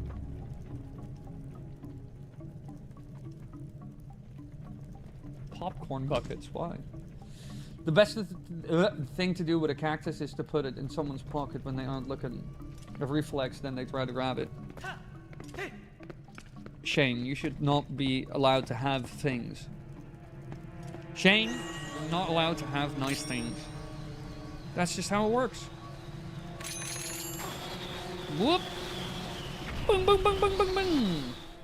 Just start a business is one of those phrases that seems easier said than done. Well, obviously, it is harder than people think. Like, the thing is with a business, Leonard, I'll be very honest about this. Starting a business is the in-between. It is not as easy as you think, but it is not as hard as you would expect. The problem is, people start a business or start to work on something.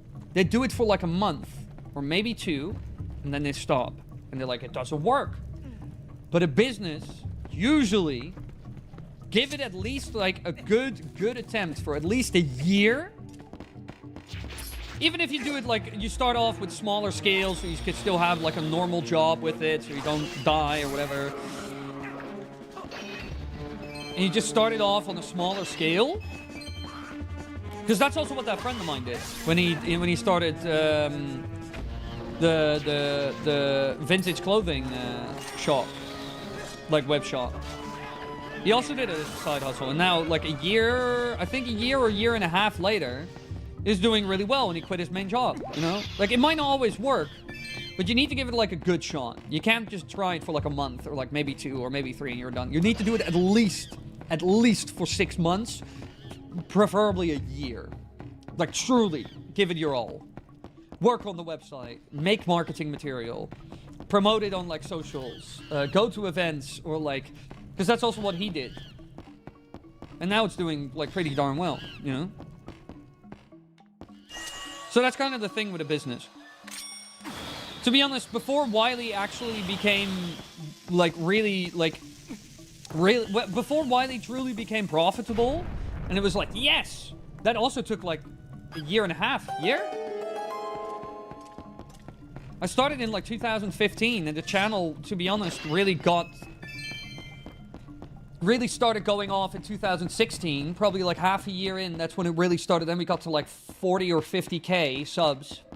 And I was like, hey. And then like a year in, that's when we like a year and 3 months, that's when we had like the 100k, and it was like very lucrative, and it like just worked perfectly, you know?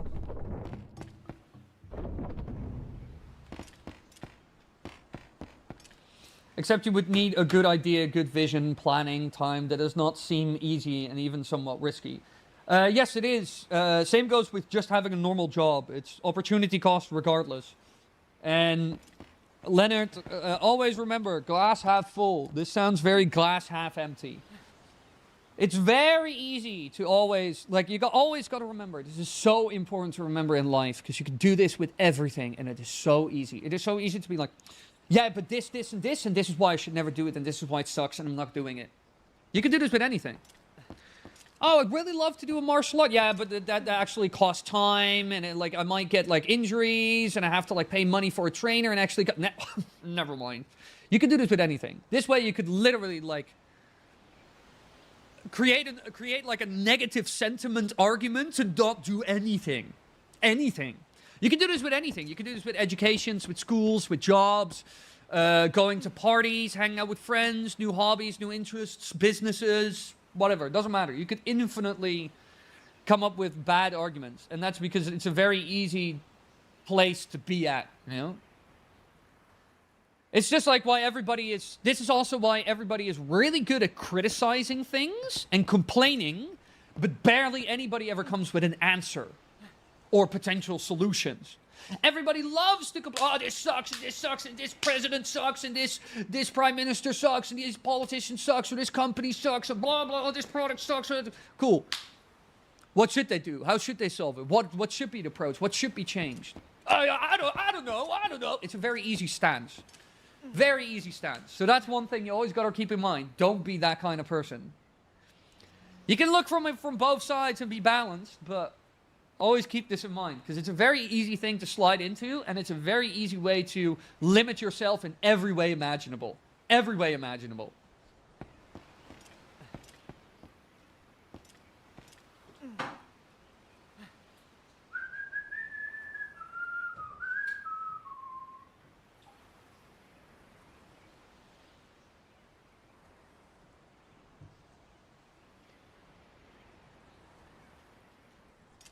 And you'll be surprised by how many businesses do incredibly well without reinventing the wheel necessarily. I don't follow politics and have a neutral opinion. Is that a good strategy? That is a valid strategy, but that also does not give you any right to complain about anything related to politics.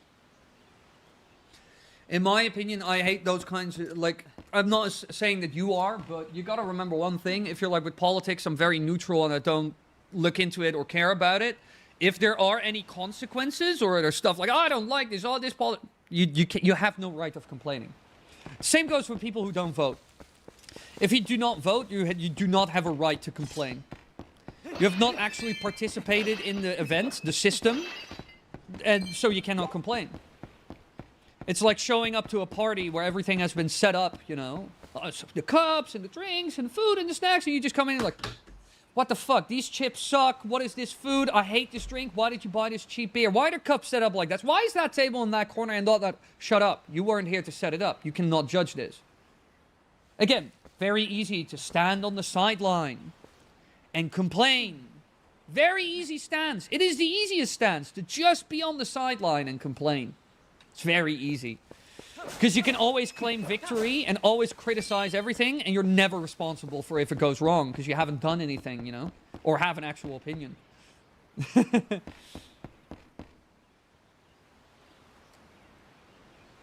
I don't mean it in a negative way. I do think... No, that's not necessarily what I expected, Leonard, but it was a point that I thought of, so I wanted to cover that, you know? Because I think in general that's a good life lesson for people. But yeah, no, I understand you. It's not... It's obviously... But it's like the in-between. It's not as difficult and scary and daunting as many people think, but it's also not, I start a business, I'm 2 months in, and I'm making 3 times more than I did at my old job. Like, it usually takes like a year. Like, you need to give like a business or like something like that, you need to give it like a good year. And if you're a year in and you're not seeing it go in the right direction or improving or whatever, then you can be like, all right, I gave it a good shot.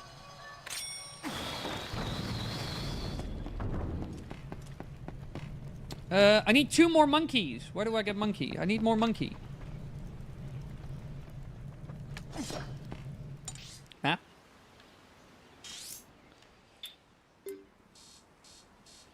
I need to go back for the 2 other monkeys. They're there.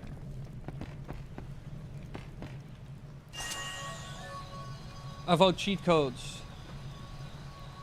That'd be pretty sick. Hello, camera.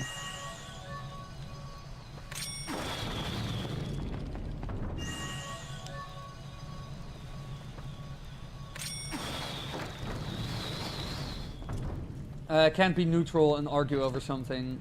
I can't just logically compute that. Yeah, it's weird. Yeah, I love that. My dad keeps complaining about shit, but he never votes. Yeah, I would just tell him to shut up. Genuinely. Those kinds of people, I just tell them to shut up. If you don't vote, you cannot complain. I'm sorry. Doesn't mean you always have to be directly involved in everything around you, but really, some people really love to live in the I complain about everything, but I don't try to improve anything or involve in anything. Obviously, you can be like, oh, I absolutely hate Google Suite because there are things that I don't like about it. That's fair, you know?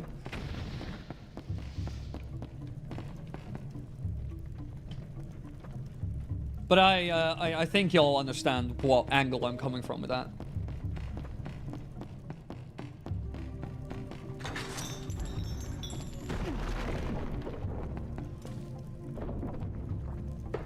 Ooh, a little bump against the PC. It makes me feel uncomfortable and I feel neutral about political decisions. That's why I just stay silent with my friends who hate Trump and let them vent about it. Yeah, that is fair.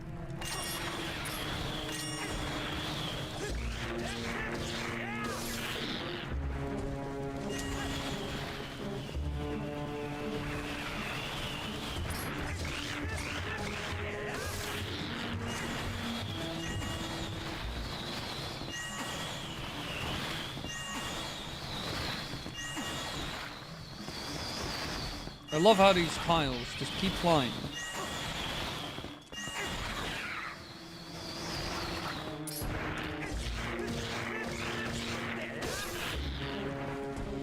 idiot animal. Chest? Spider! I don't like the spider! Why, yeah.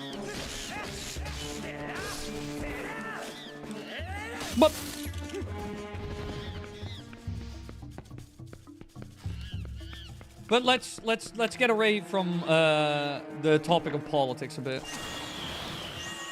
because I have said in the past that I don't want to stick to that topic too much.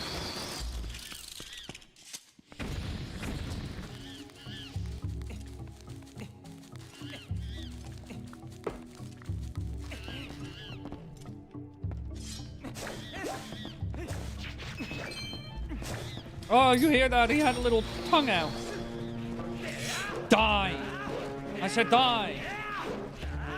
I'm never gonna hit him like this.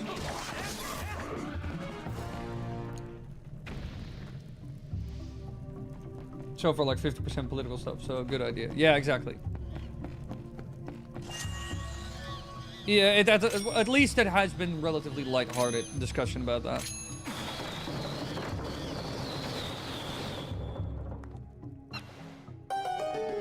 Monkey! Monkey! Everybody, well, if I get a monkey, what should we call the monkey? What should the name of the monkey be, everybody, if I buy a monkey illegally?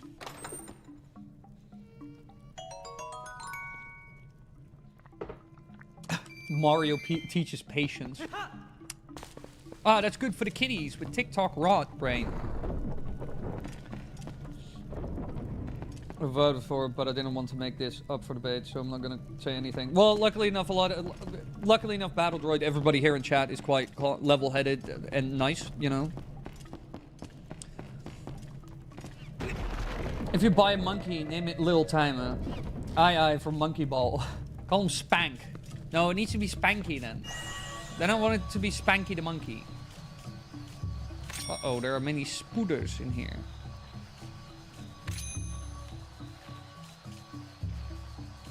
I thought the spider was salivating, but it wasn't.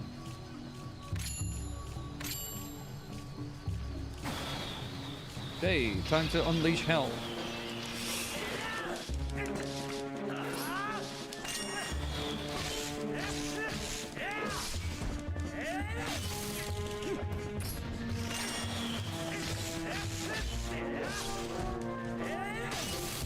Hoppa! Just call him Buck Fitty. Yeah, Buck Fitty! Buck Fitty the monkey. I want 6 monkeys, and I'll call them Monkey. Alright, everybody, we're gonna buy 20 monkeys. Alright, we're gonna completely turn the channel around. We're going to start a massive funding drive, yeah? And then we're gonna use that money. Oh my god, a massive spider. We're gonna start like a massive funding drive for the channel. And then we're gonna use all that money to buy monkeys. Just like a number of them. And then we're gonna put them in a gigantic like place, like a house, you know? Almost like a YouTuber house, or like one of those dating show houses, like X on the Beach, and then we'll call it Monkey Town. And we'll just have cameras everywhere, and we're just gonna film what happens. And that's the channel.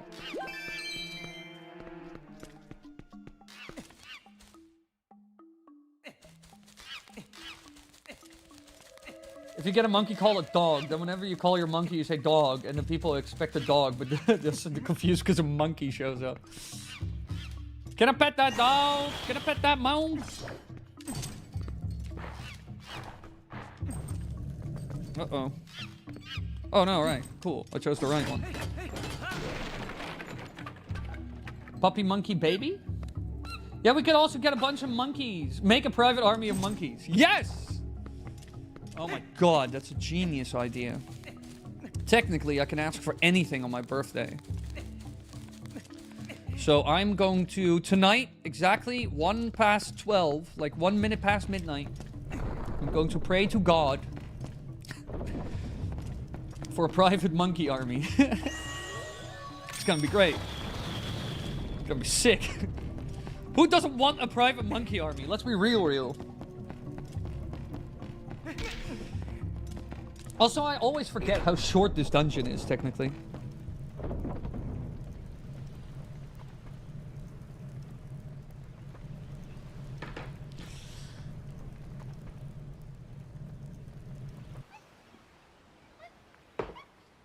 Well, is a Lionel technically a mini-boss in Breath of the Wild? It is a normal enemy. It doesn't have a health bar like a Hinox or like a Stone Talus.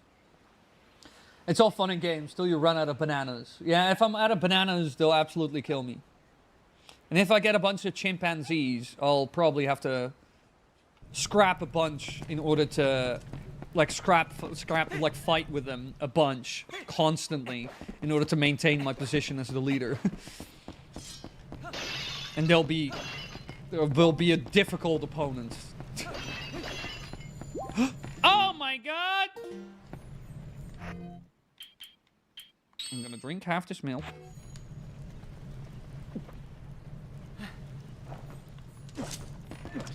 Yeah, once you know the way through them. Well, it depends though. A lot of the beginning dungeons are very short. So like a Great Deku Tree is very short. This is very short, you know. But like, for example, Lake Bed Temple or City in the Sky is certainly longer than this temple by far. Well, at least from what I remember. But I could be wrong on that. I ain't perfect. Am I going to grab a little bit of Lebanese bread and some dips? Yes. Oh, chat, I bought Lebanese bread again. And it's great.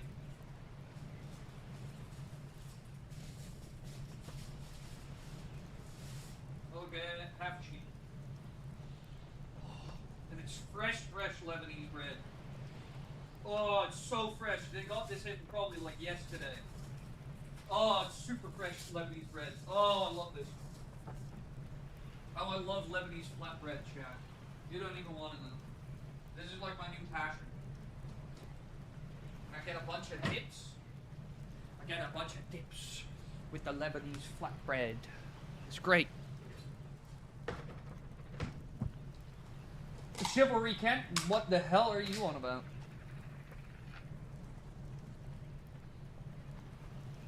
I get my Lebanese bread, and then whoop.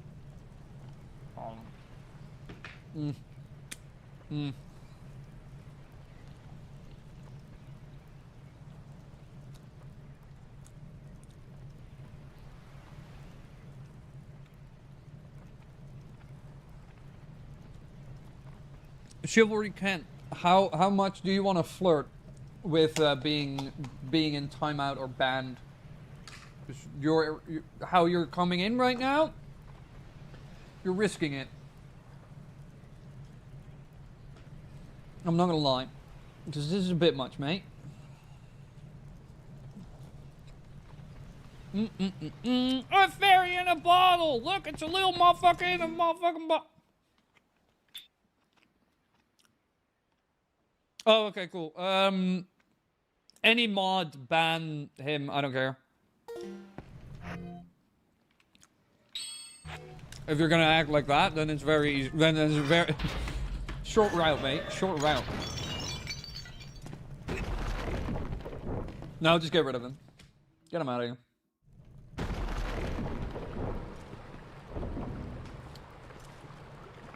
Yeah, this man is just like immediately says a weird out-of-pocket thing. I'm like, calm down, you know, giving him the opportunity to, and just, you know, and he's like, oh, shoot me then. It's like, all right.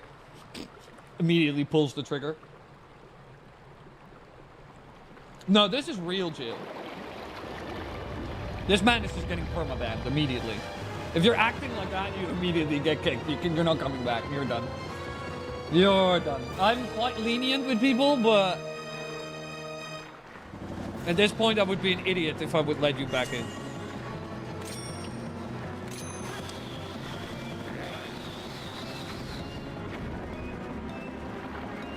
Oh!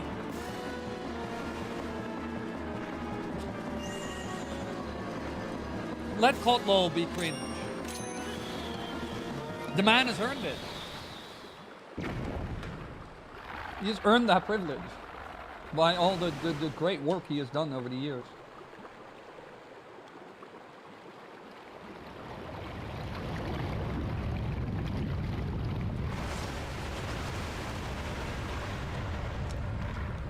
Yeah, we're heading for a troll recession, everybody.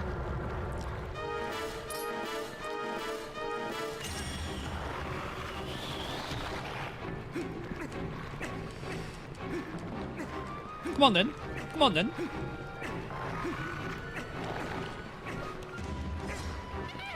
I was about to stab you. I love this little soundtrack that they added in.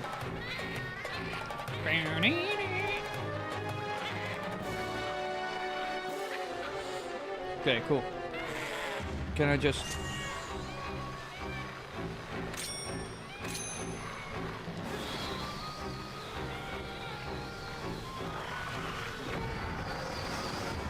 Yeah, no, this is gonna be easy now.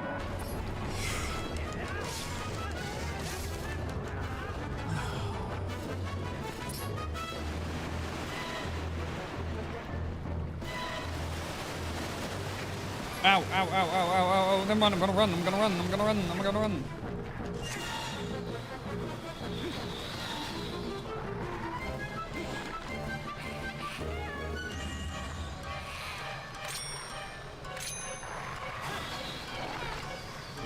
Boom, got him. This is so much easier with the now that I can just select it with a mouse.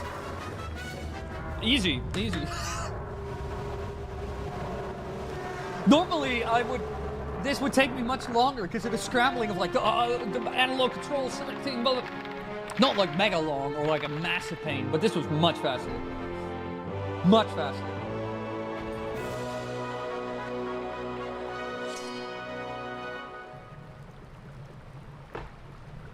What kind of buttons, Shane? Buttons that should not be pressed, you annoying little prick.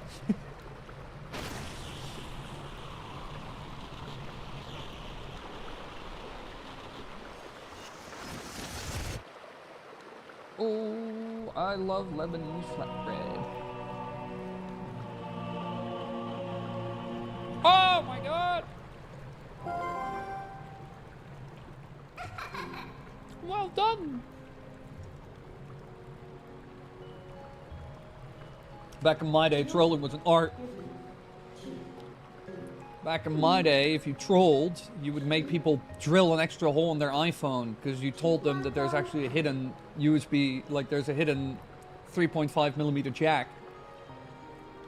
Back in my day, trolling was convincing people on the news and from news outlets that there was a new update on the iPhone, and if you threw it in a microwave and you turned it on 900 watt heating, that it would actually charge the phone.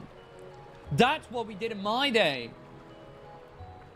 That's what trolling was. I also, I read a book, this was a while back. I read a book about how, trolling and, 4chan and, those kind of motherfuckers, how they actually were able to influence the 2016 elections. And even the 2020, the two elections that came after. So basically the last 3 elections in America. And it's kind of crazy how much influence they had and how much they were actually fucking around and how much of that was, in many ways, visible and traceable.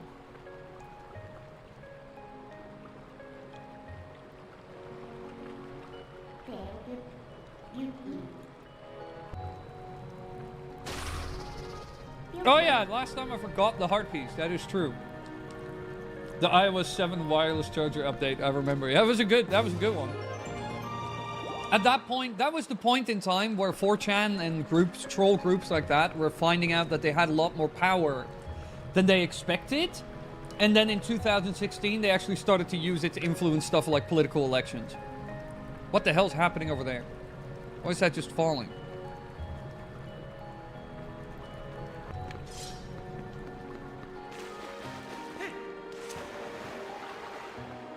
I would love to come back to this dungeon with iron boots and see what's at the bottom here. I'm curious what happens if you do that. If that's even possible.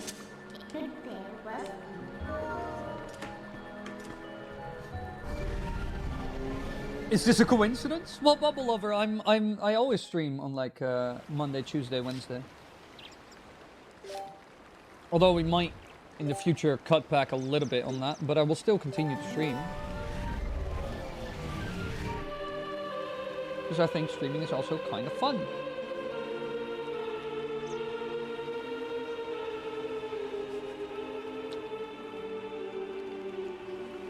Also, Bubble, while you're playing, which Zelda?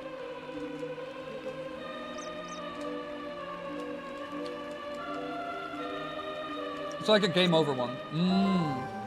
Get ready early for birthday. Yeah, tomorrow. Tomorrow, I will also be live for a bit. Half an hour later than normal, because my parents are also coming over to my place to have dinner. Yeah, I am Dutch. Sweet touch. Born and raised. Broodje kaas. Hertog Jan. Heineken. Ajax heeft weer verloren. Godverdomme. You know, that kind of thing.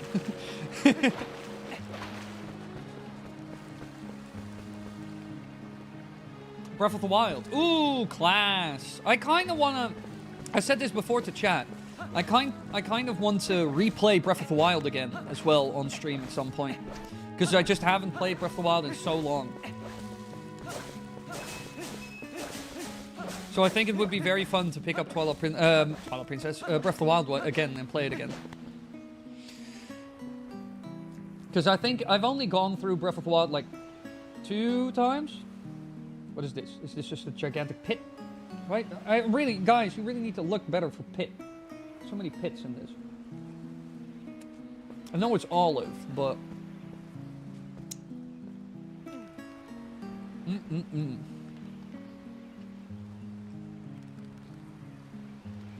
But I didn't grab the pit, right? No.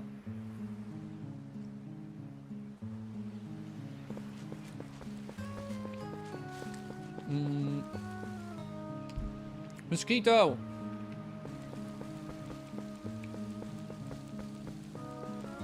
Could restart the caveman challenge we did way back. Actually, we could. That is fact. We need to add a little bit of a twist to Breath of the Wild, yeah. Otherwise, it's a bit too mundane. Alright, chat, I'm gonna grab the other half of that flatbread. This is the first half. Certainly hit the spot. Mosquito! Dead.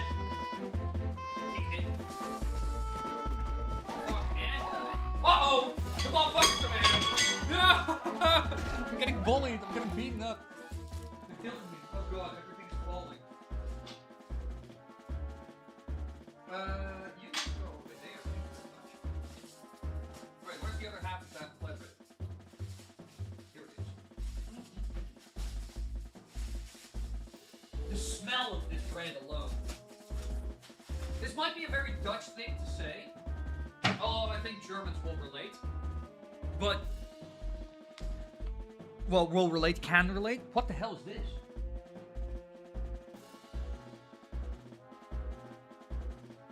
I think that's from the lid that just fell. But the smell... The smell of good bread, you know, like a good bread or baked thing, you know? Oh, it's such a good thing. The smell of good bread. It's one of those little things in life that I get a lot of enjoyment out of. The smell of good bread.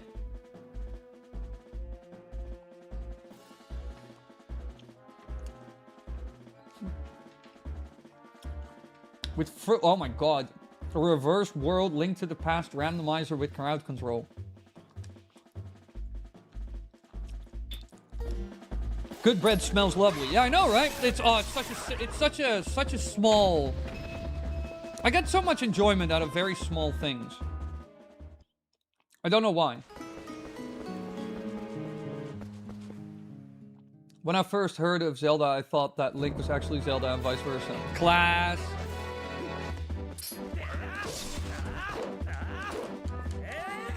Classic experience.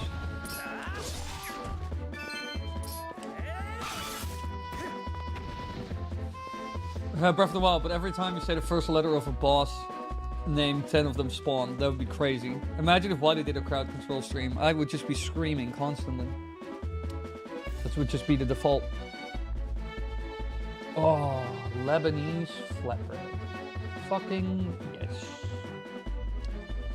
Such, you know, really the simple things in life give me so much happiness.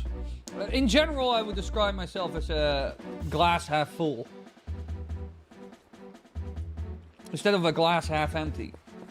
There's always a good way to look at it, at a thing, to make it positive.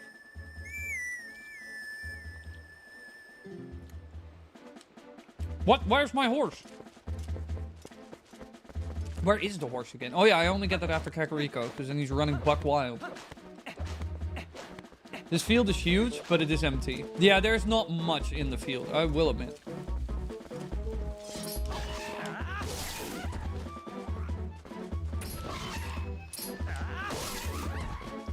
Away. Point and laugh at the streamer guy, or...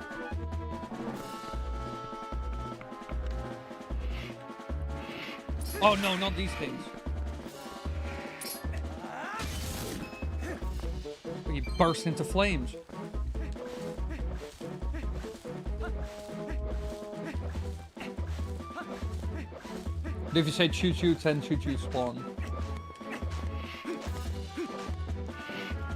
Well, we could actually... I don't know how hard crowd control is, though, to actually make it a mist.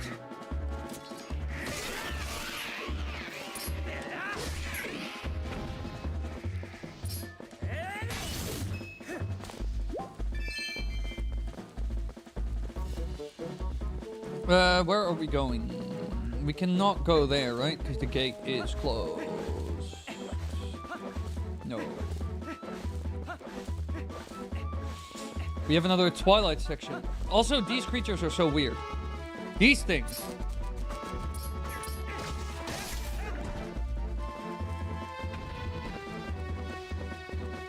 Or do we need to go that way? Where's the next... Yeah, no. Give me a hot second. I've heard... Controversial take. OOT Hyrule Field was pointless and started the annoying trend of traveling long fields with not much going on. Yeah, fair. I think that's a rather fair assessment. What the fuck? What is coming after me? Oh my god! I love these skeleton dogs. Skelly dog! Skelly wag! Oh, I heard one of those things. What did they even drop? Like little grenades? Look at the comments, Wily, sometimes. Wrong side. I am making my own plans, Skywork. See, and now I'm finding Pete the Postman. We always get to where we need to be. Don't worry about it.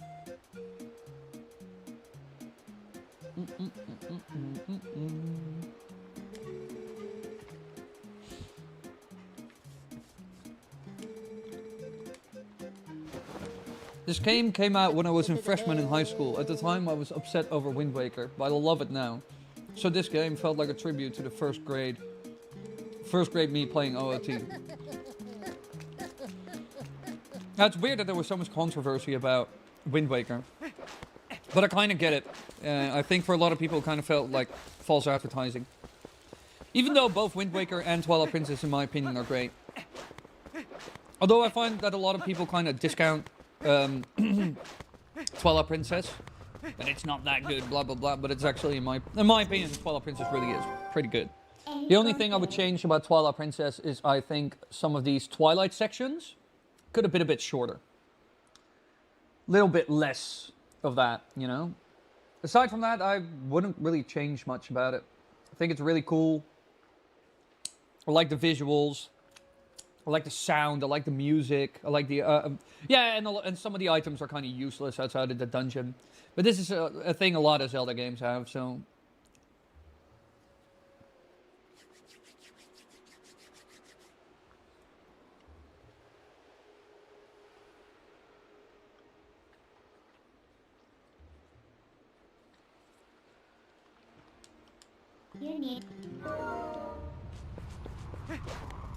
Well, I mean, personally, when it comes to my biggest criticism of the Wind Waker, it's twofold, and it's the Triforce chart quest felt very pointless, just kind of like a time waste in order to get to make sure the game is a little bit longer. And I find it excruciatingly annoying that you cannot explore the sea until you get do the first 3 dungeons. So annoying. Just let me sail around. I don't have to get onto every island or know everything or be able to access everything. No. But just let me. You give me this gigantic open ocean and then you're like kind of teasing me. Nah.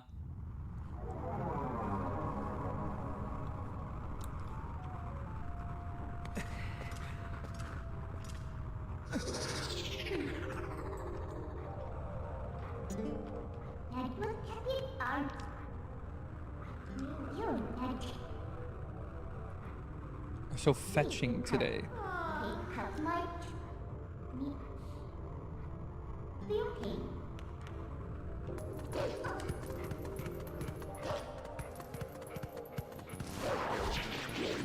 Okay, but look at the positives. Splooge. I wish Midna called me a good... Shane. Edge.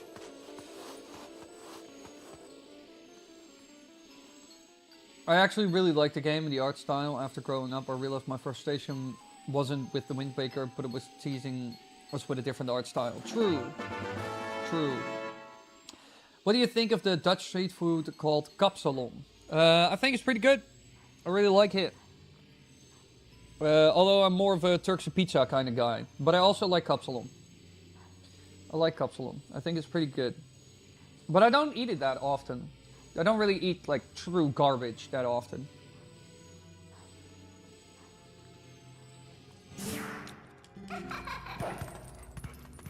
CDI is the GOAT!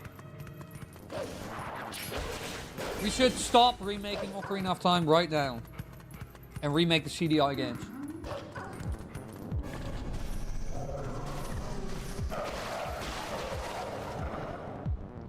I think nobody would say no to that. Kapsalon with dinner, kipdunner, or shawarma. Kipdunner. I prefer chicken. But also, like, one problem I have with some food like that, like Turkish or Moroccan food here in the Netherlands, is I do not eat lamb and I do not eat veal, because I think it is kind of like, I do not morally condone it, so I don't eat that. So I am kind of stuck always with chicken dinner, like chicken kebab type stuff, you know. Because otherwise, usually they have either lamb or veal, but I don't eat that. And I'm not doing falafel either. Well, sometimes I do falafel. Oh yeah, the bridge. You don't eat goat? I eat goat. I don't eat lamb and veal. So baby sheep, baby cow. I'll eat goat. I don't care about that. As long as it's... I just don't eat baby animals. I find that a bit of a weird thing that people do. I don't eat that. That's where I kind of draw a line.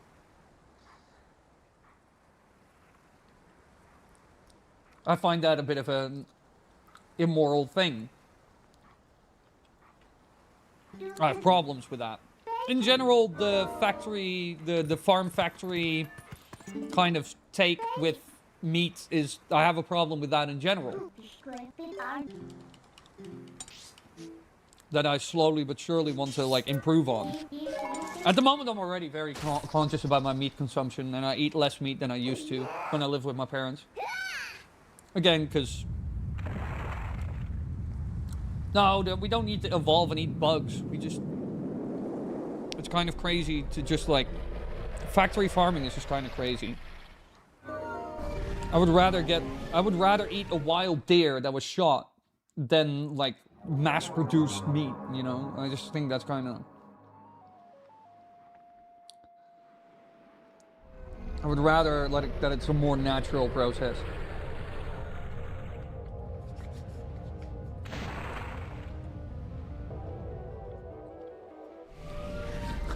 Tell that to the egg dude. I love eggs though. Eggs are great.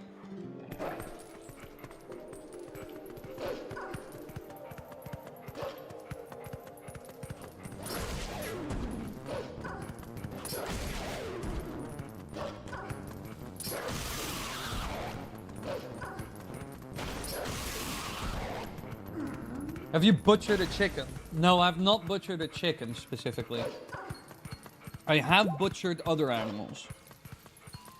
In my life, I have butchered duck and I've butchered rabbit. Shot and butchered both. But that's kind of it. I've never done anything bigger. If I remember correctly, I haven't ever, like, done anything with geese. Which you also find a lot here.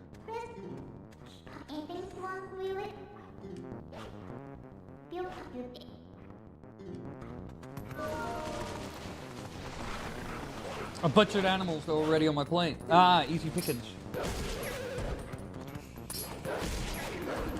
Bye, boys. We just need to let meat become more expensive and encourage alternatives. Well, that's kind of what's happening in many ways, but a lot of people are resisting it, even though it isn't necessarily bad. And people can still eat meat. We should just go back to how we used to eat meat. Because our grandparents did not eat as much meat as we do right now. They ate like a third of the amount that we do right now, on average. I think meat should also become just more of a luxury thing. You don't need to eat meat every day.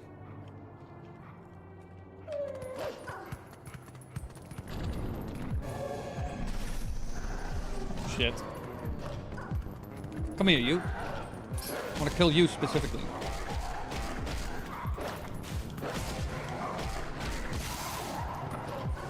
Yo, boys.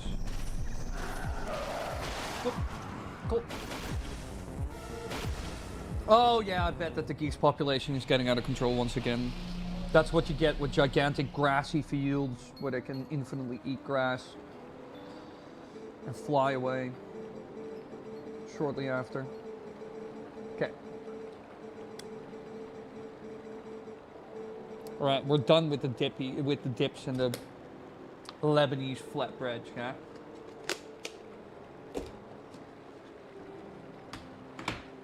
Very tasty though.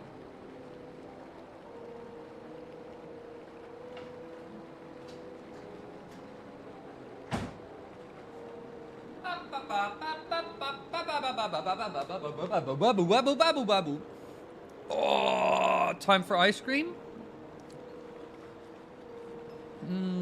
I can't even remember the last time I had ice cream. I think the last time I ate ice cream was during Christmas.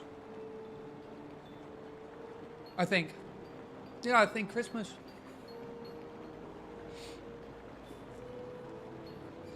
No more Lebanese. I guess it's GTBQ now. Shit, we lost the L. We're taking the L.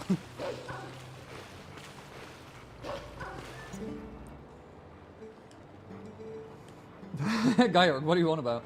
To the French person who said lingerie was supposed to be pronounced that way. Cease. What? Cease to exist? Well, technically, like, to be honest, Holy Green, eating less meat is not necessarily bad. One great replacement for meat, and the chat is going to meme the hell out of this again, but I will steadfast stand with this, is beans. They are incredibly healthy and a great source for protein. Here we go again, the beans meme. Lentils, kidney beans, kidney... Oh, actually, wait. I know a little snack that I want to eat now. Where is it? Yes. We're going to eat beans. I bought, like, crispy lentils. They're like hot chili chickpeas. Like crunchy chickpea. I bought this at the Turkish supermarket. And could be better.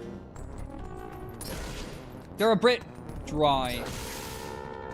But the flavor is actually pretty good. And the texture, like the crunch is also pretty good. It's just a bit... As soon as they break, it becomes a bit too sandy, like, you know? Like dust. It's a little bit too dry. Beans are good. I eat them a lot. Oh, that's great.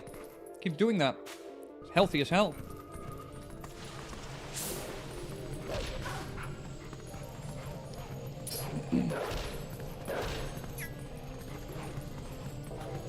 Where's the torch? Yeah. Chickpeas are the only chicks I can pull. Shane, don't be so negative. You can do it.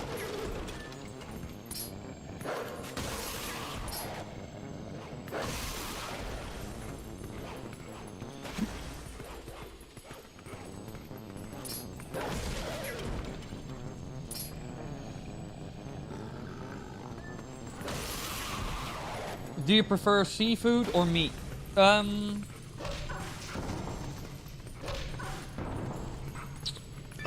would say meat. But I also like seafood. I like salmon, I like tuna, I like mackerel, I like eel, I like... Actually quite a lot of fish. I like stuff like mussels. Oysters, not that much. I'm not really an oyster guy. But in general, I quite like fish. I'm not a very picky eater. I eat a lot of things. Very little things that I actually do not eat. There's some things I don't like that much. I don't like raw carrots. I'm not somebody who's like, oh, loving this carrot. No, I don't like eat like carrots raw. I don't really like raw carrots with like a dip or no.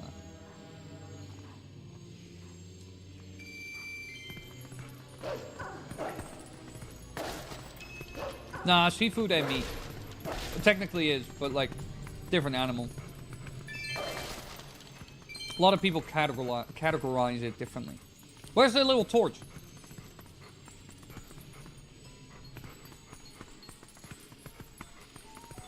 Yeah, I think lab cultured meat could also be a decent solution. It depends on how it's made, though.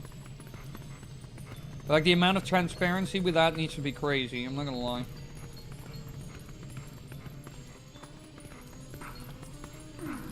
Where the fuck? Where's that torch? Mother...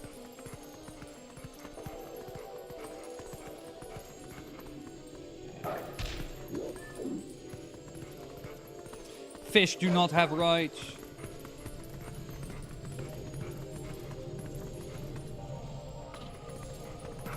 Yeah, I need to get like the stick. There's like a stick on the ground here. Somewhere.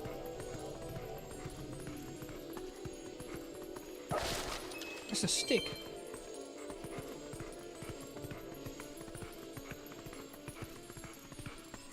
What do you mean in terms of transparency? Well, it is like kind of cloned meat.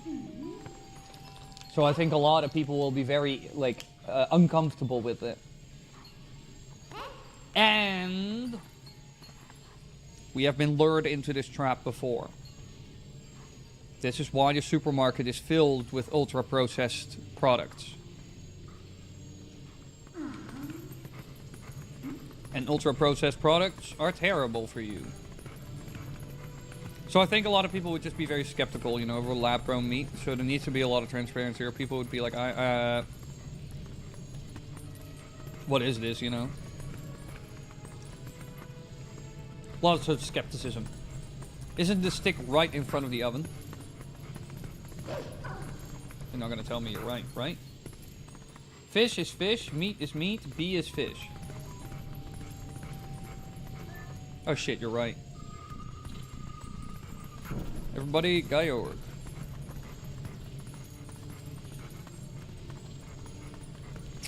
Do I really have to do both ends?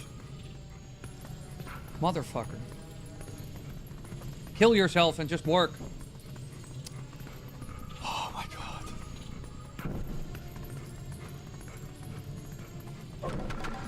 Alright, hehe.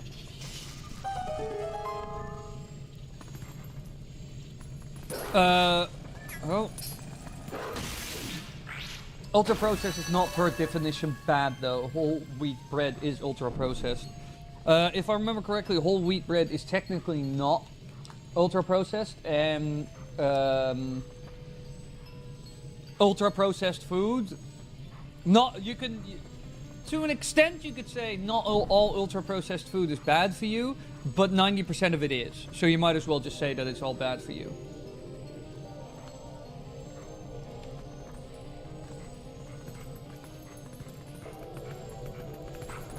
Ultra-processed. If you cut all ultra-processed foods from your diet, it will improve your diet massively. Ultra-processed food is not healthy or good for you. Basically, all of it is harmful. And there's variations to it. There's processed and there's ultra-processed. But ultra-processed is where we go absolutely fucked. Is bread ultra-processed? Not all bread is ultra-processed. But most commercially mass-produced packaged loaves are.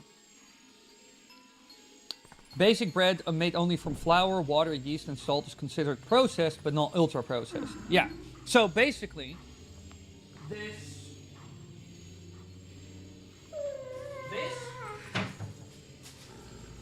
Lebanese flatbread, because I know for a fact what is in this, like almost by heart, which is flour, water, sugar, salt, and yeast. That's it. This, for example, is not considered ultra-processed. But obviously, it also matters what's on the back of this thing. How much sugar, how much salt, how much saturated fat, how many proteins, how many fiber. That is the 5 things you look at. Everything else is irrelevant. If it is high in fiber, high in protein, low in saturated fats, low in salt, and low in sugar, you cannot go wrong. So yeah, the tunic. You also always need to look at the back of the packaging, obviously, what you're getting your hands on. Processed food is a big part of why the US has so many food-related health issues. Facts, and it's also a thing here. It's like you can also buy Pringles here and stuff like that, you know, or Nutella, or all the shit that slowly kills you.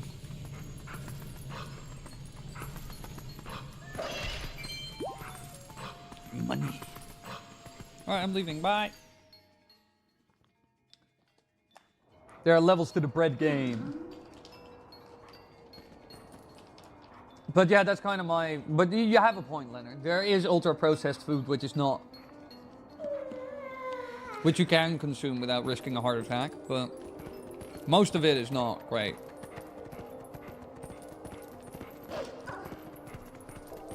That's why I eat a lot of mostly processed. I avoid ultra-processed like the plague, to be honest. I don't eat much of it.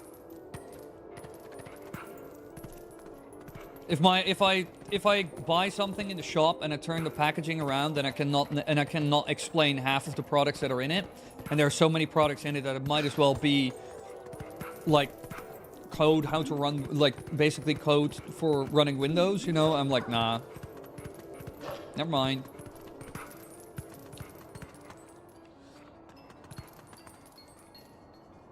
It's certainly in Europe too, but I've noticed every time I've gone that there's generally better regulated. Yeah, no, 100%. That's because here in Europe, a lot of stuff is regulated. For example, there's a lot less sugar in soda here than in America. That's why Coca-Cola and Fanta and stuff like that tastes differently in Europe. Yo, Chad, yo, Duck, I made it. Final exam tomorrow. Yippee! Oh! Good luck, Cyan. You can do this. Easy peasy lemon squeezy, as they would say. Oh, what? Where is it? Oh, you're fleeing! You saw that? He tried to get out. A lot of compounds in food have difficult names, though. Even compounds which we know and consume on a daily basis. That is true. That is true. If I grab a pack of crisps and there are like 80 different ingredients in it and 60 different E numbers, I don't think I'll have to do a lot of research to figure out that that's probably not very healthy for me. That's just all I'm saying by it. Like ultra-processed food is it's just like saying in the Netherlands there's not going to be an Elfstedentocht this year. The chances of you being right are crazy.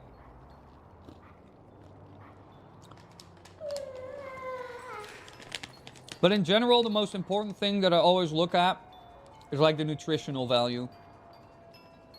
What kind of fat, what kind of carb, how much fiber. For example, this has really high protein and really high fiber. So that's why I'm like, yes. And it's basically just chickpea with flavoring. Yeah, for example, the amount of ingredients in this is like 6.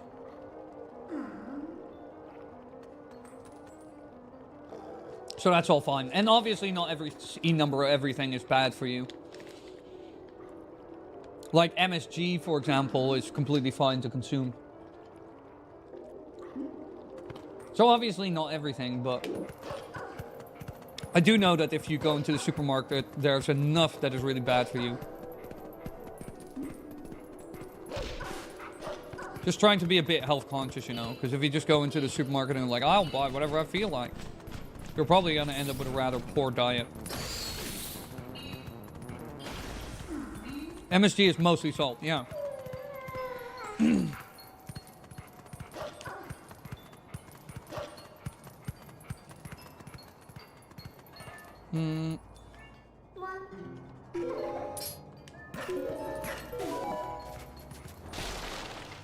Papa.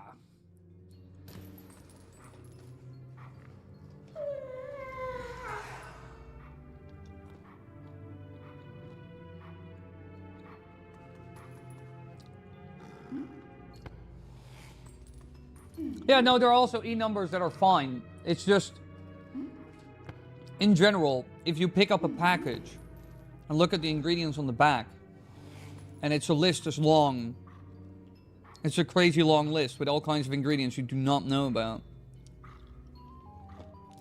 you have a right to be skeptical. In general, just ultra-processed shit's just fucking bad. You should just not consume it as much. The proof of this is crazy. A lot of stuff is unhealthy, but just wanted to point out that sometimes can also be... Yeah, no, like ultra-processed is not always bad. Goddamn, these are spicy. In a good way. Goddamn, I like that. That you can still eat ultra-processed food. Not all of it is bad. It's just... most of it is, you know. Like, we're not gonna act like... If I went to the store now and I bought 30 different random ultra-processed food items and I took a dietitian and I asked them, what of this is healthy? We all know that 75%, 80% of that pile immediately goes into the unhealthy section. We all know this. No, Cyan, tomorrow. Everything is unhealthy in the wrong proportions. Yeah, no, true. There's a lot of nuance to this, ladies and gentlemen. It's just that, in general, saying that ultra-processed food is unhealthy and you should mostly avoid it is not a very controversial statement.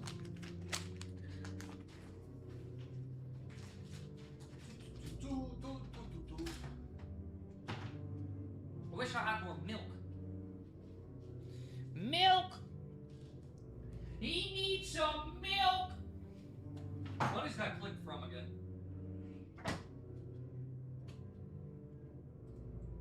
Honestly, we should make that a sound for donations. That would be funny. He needs some milk!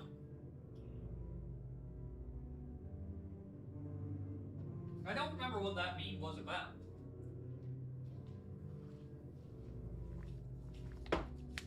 Thank you, Holy Green. Thank you, Cyan. Tomorrow's the big. Tomorrow's the big. Then I'm gonna stream as well tomorrow. We'll start at 8:30 tomorrow, so half an hour later than normally. So basically 2 hours ago would be the starting time tomorrow.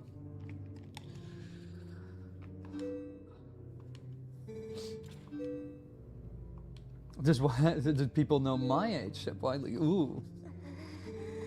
The need some milk was because some guy started choking from a spicy chip challenge. It's sick.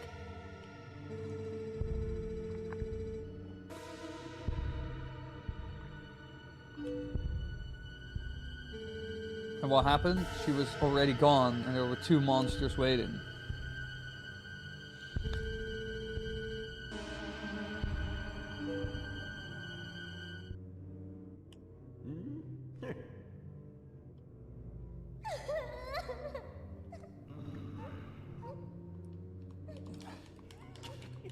Yeah, these kids have been through some shit for sure. And yes, Colt Lol certainly is Unk. He's Unk status. I'm getting close to Unking. Yeah, but also like as in the hip youth slang of being an Unk, which is usually people over 30, from what I understand of Unk.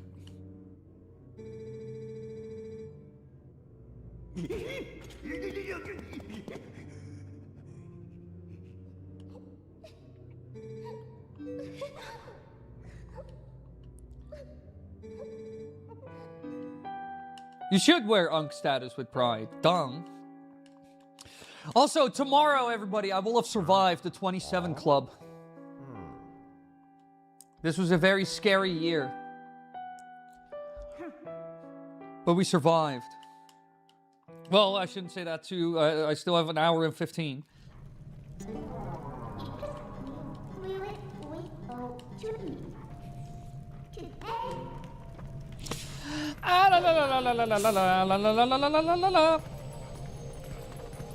Stick. Ching ching. Oh, whoops. Come on, light it. Shit. I was about to say, I can just light it on this, right? If I can't, I'll be pissed. I thought it was the 50 Club. 28 is still prime. Looking fire, man. Hell yeah. Ironically, 27 is the age I changed my life and perspective the most for me. I survived, yet came out different. Well, that's good. I had that at a much younger age. But it's never a bad thing to do. Even if you're like 50 and you change your perspective in ways and improve in certain things, it's only good.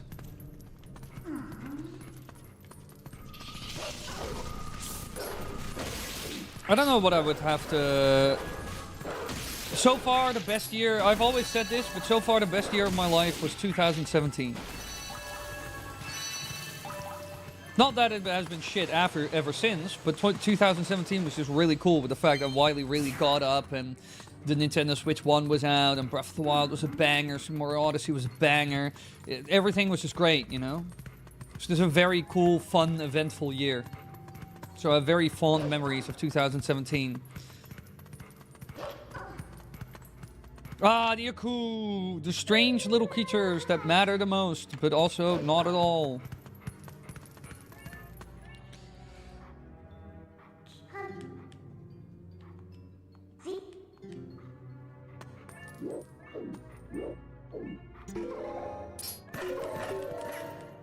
Don't jinx it, there's still time for you to choke on a bean or something. Bean! Hey, I see a little insect, and now it is dead. Come here, you. Come here. Come here.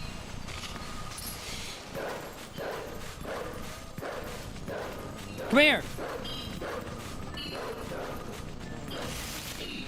Annoying little prick. Leave me alone! I am leaving!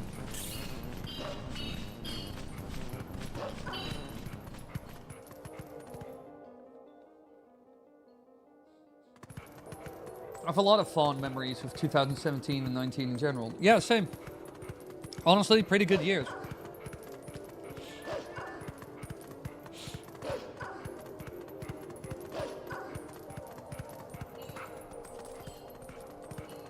It was a pretty good time. No, I am just as impatient, Holy Green. Don't worry.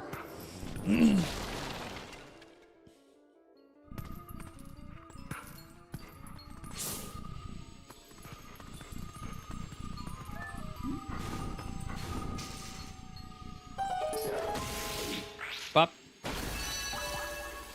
Okay, how many do we have left? How do I get out of here again? What was that again? I know I have to go through the ceiling. How do I...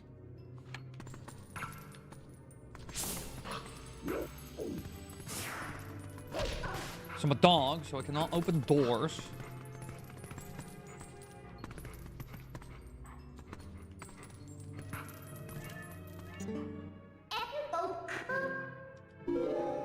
Oh, I just have to wait for her. Nah, we've also had fine years during COVID. COVID was just annoying.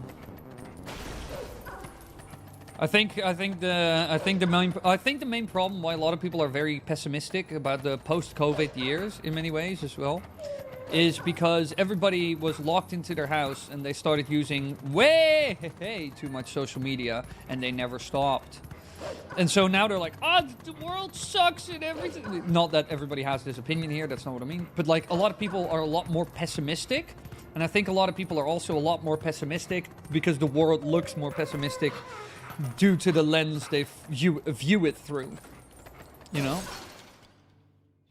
Not that some things haven't gotten worse. Don't get me wrong, they have. But I think there's also a more prevailing sense of pessimism due to the optics, you know? The way people view the world, which has only become more social media-esque. 1 kilogram of plovkip for €4 in 2017. That is ridiculous, by the way. Holy shit, that is cheap.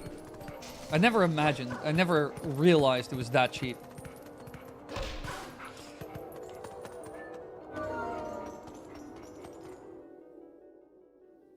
Yeah, no, that is definitely different. Almost everything between 2019, 10 and 19 was great. Then we got the 20s. Well, Shane, it also really depends on your perspective. Because you can be like, everything between 2010 and 2019 was great. Ukrainians do not agree. Greece completely became a hellscape. So it really depends as well. It's all about perspective. There were also loads of people who had a really shit time.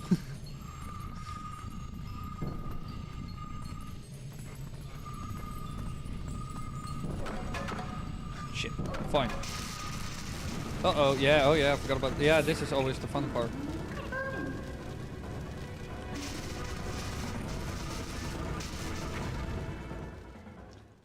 Also, nostalgia can really be a mind trap. That is fact. It's just like how everybody is, like how our parents are very nostalgic about like when they grew up. But in a lot of ways, that time also sucked. Because you had like the Vietnam War, the Cold War.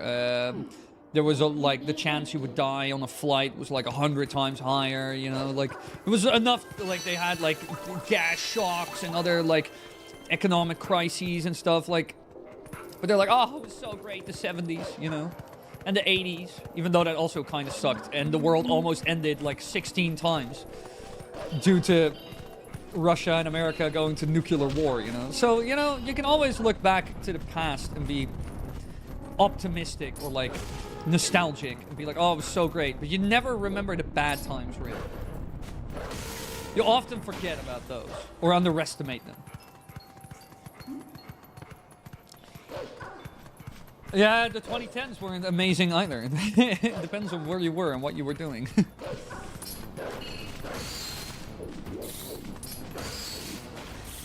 So it's all about perspective, ladies and gentlemen. Yeah, here in the Netherlands, we also have a saying, which I think is kind of applicable to this as well. De een zijn dood is de ander zijn brood. One person's death, one person's demise, is another person's living, another person's bread. You know, if one person dies, another person gets their bread from that. It's basically like kind of like a little bit of a saying about a mortician in a way, you know. Yeah, oh yeah, the Make America Great Again is also nostalgia baiting, 100%. Oh, how many do I need? 3 more. Okay, let's get out of here. I've never heard of this saying. What? Marone, I do not believe that you've never heard of that. De een se dood, de ander se brood. This is a pretty well-known Dutch saying. One person's death is the other person's bread. It's a pretty well-known saying. Could also be like a regional difference. Yeah, I was about to say, Leonard also knows about it. Like, I was about to say, I'm not crazy, right? So, you saw that dog die? God damn. Yeah, we need to go to Death Mountain.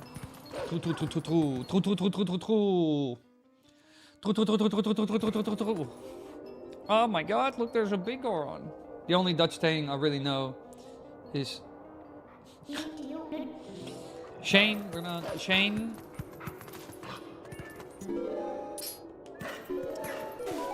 Mods, put Shane in timeout.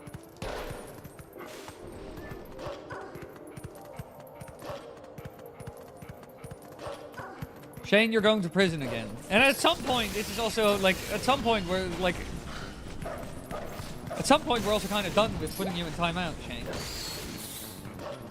Then there's gonna be real punishment. Being far too lenient, actually.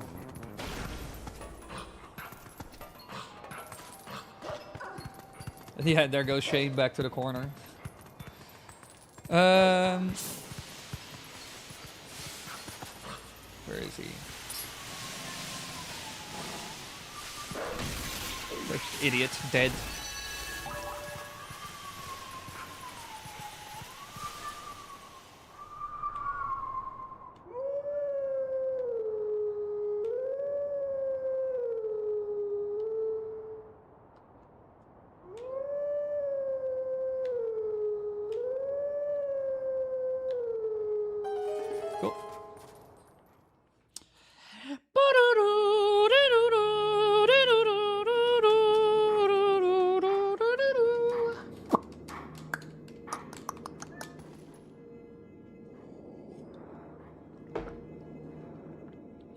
Why are you booing me? I'm right. No, you're not.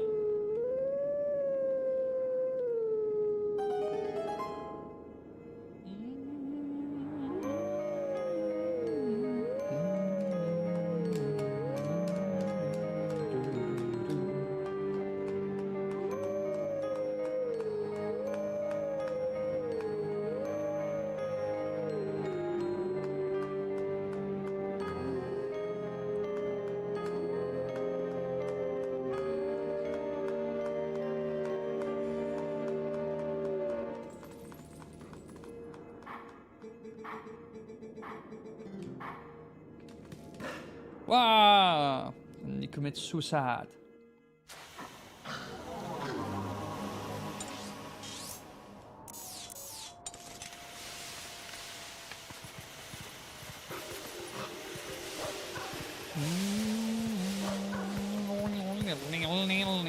Oh, I almost ran into the geyser. Whoops.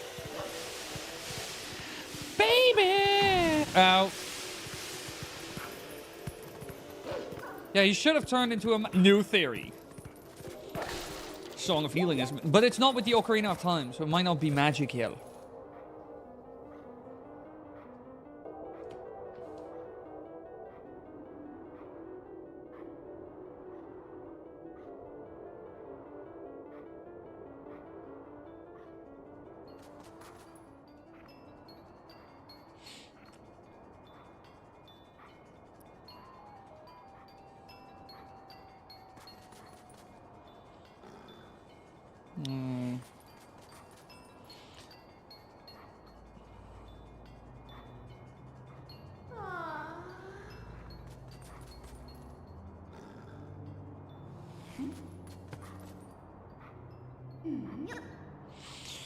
I will be ready.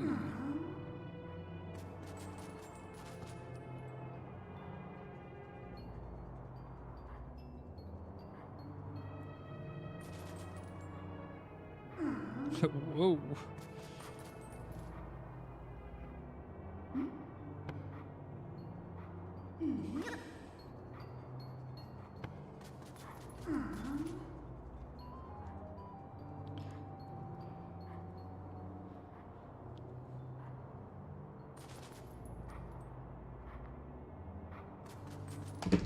Did the Skull Kid move since we stopped Ganondorf? What do you mean? This makes me wonder, if we didn't stop Ganondorf, did Majora's Mask safely arrive in the storage of the Happy Mask salesman? That might have been. That's like alternate universe type sheet. Okay, let's, we're gonna finish this and then I'm gonna end the stream.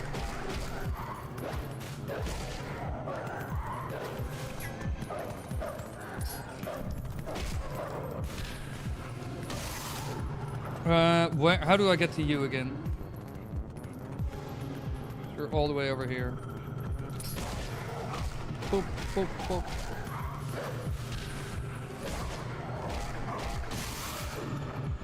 Automatic shotgun stream when? Soon. It's pretty sick. Maybe the hero Shade uses the ocarina to keep himself sort of alive and not fully recessed into a stealth child or Stelphos. I think it's either because of lingering regrets or he actually became a Stelphos himself due to him going into the Lost Woods searching for Navi without a fairy. That is like my take on it. Usual. Oh, you're here.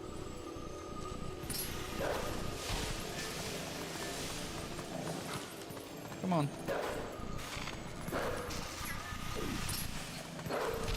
Shit. Got him.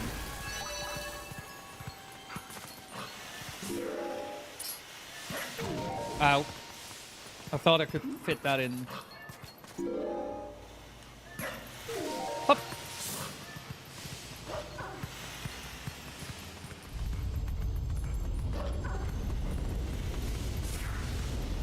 Wait, I need to...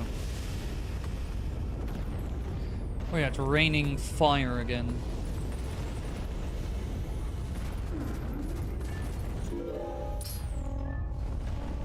Don't touch me, don't touch me, don't touch me.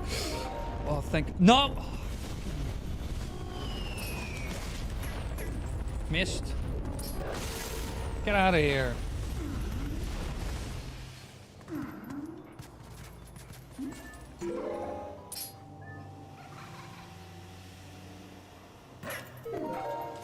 He went towards being Stelphos because the Lost Woods, but he kept using the Song of Healing over and over to keep some of his humanity, making him still able to help the hero of Twilight.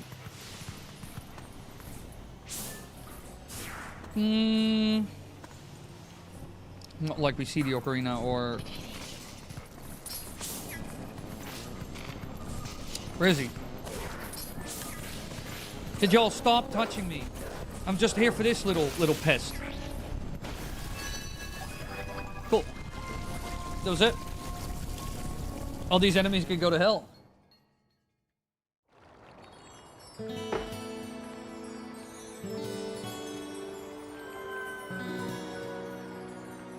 That's why Song of Healing as well. I might steal a little bit of that.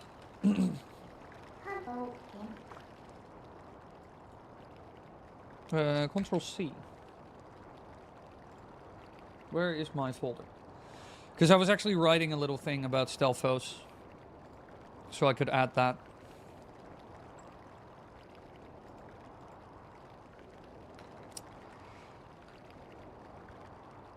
Actually, just open that script and add it as a footnote.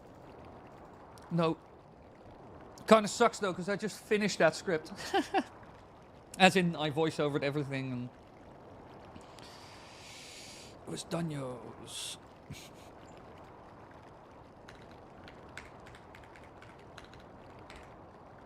Okay, cool. Why? Hi, cool. Hi. I would love to, like, paste that text. Why is it not pasting that text?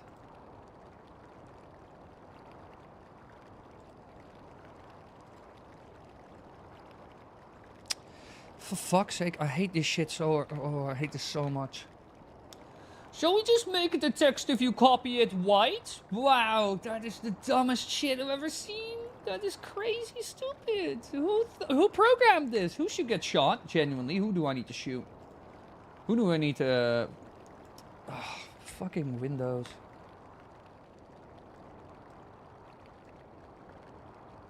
Of course, I can't. Oh, I hate this so much. It is so designed by idiots. And it hurts, it hurts, it hurts. Why can I not just copy text in 6 seconds? So annoyed. Use text-rich format, yeah. Okay, cool. Away with that. Okay. Just an idea to give the ocarina some sort of location as it never appears again. He may not show it, but maybe he still has it. The wolf being it. His essence lingering. It is just white. Yeah, that is. I hate that. I wanna throw myself off the cliffs. Mace! Mace, you're here at the very end. How do you're such a master at doing that. Big fuck off owl. Look at him. Big owl.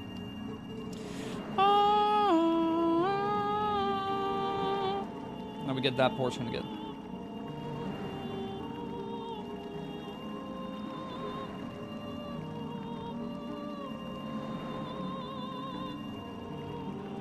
That is crazy. I'm one of the light spirits of Hyrule. I'm the spirit that guards these lands. And I have pretty wings.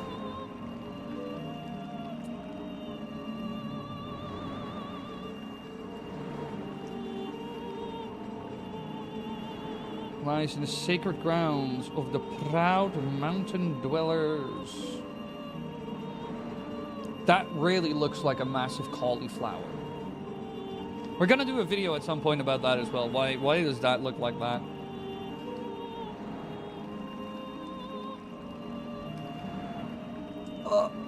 Oh, my legs. Let's go to those sacred grounds and cleanse them.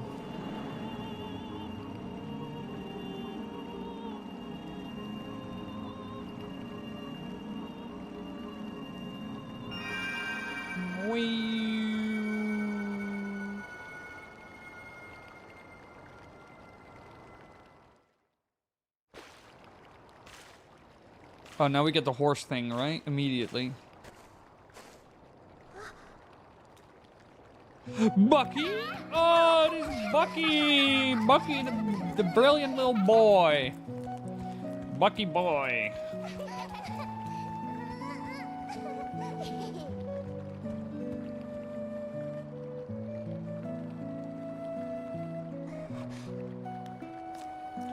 Colin, you little idiot.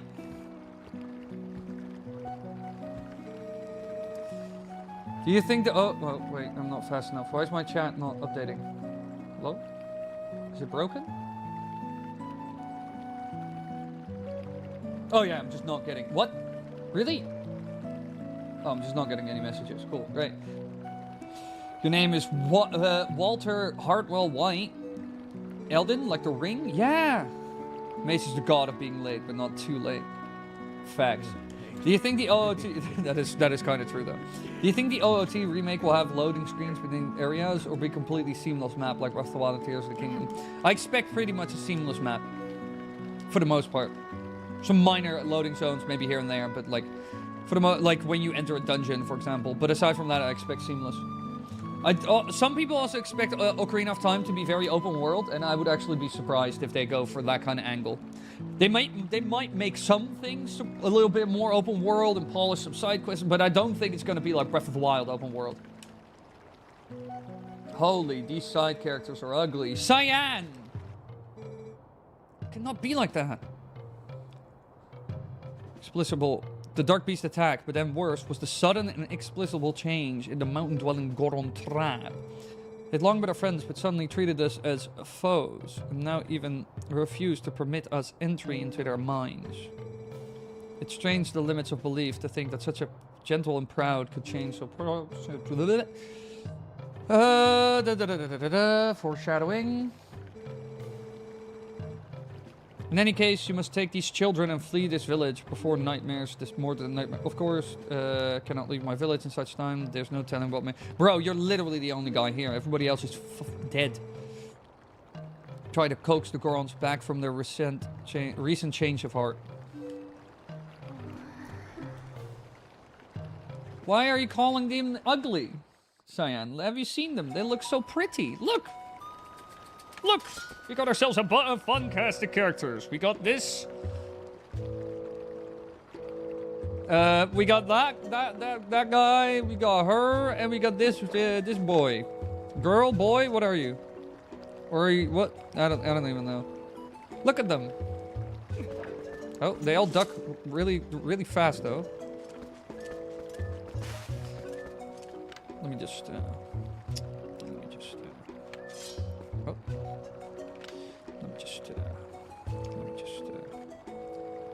This is fine, right?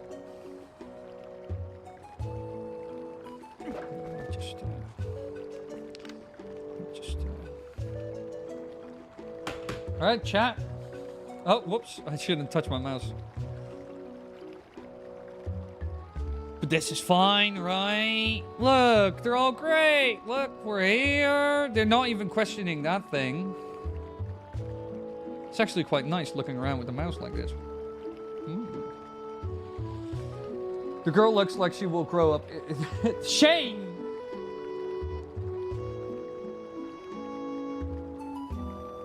Shane!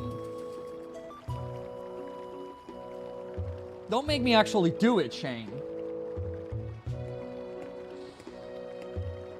So lucky we're at the end of the stream. I swear to God. Next stream, you're fucked. Just an honest observation. Right.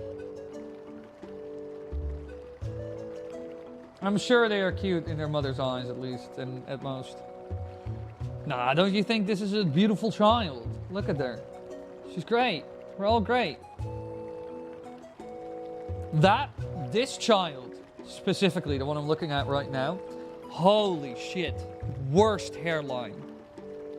All of them have terrible hairlines, I'll be very honest. Like, these two have the biggest forehead. Well, I mean, you also have the biggest forehead in history. Holy moly. But you are screwed, together with you. Crazy. And you just have, like, cowboy boots. Little cowboy girl. Yeah, cowboy guy. The Boss Baby before that movie made a movie out of it. Facts. Alright, lovelies, thank you all so much for coming to the stream. I will see you all tomorrow at tomorrow's stream, which should start at 8:30, which is around, I don't know, 2 hours ago. We would have started. But tomorrow, yeah? If you haven't checked out the videos yet, be sure to check them out. I hope to see you all tomorrow at the birthday stream. It's going to be pretty good. We're going to play some Bonky Kong Bonanza. Some Bonanza donkeys. And, yeah. Colin, after a specific scene, gets Riz. Oh, God.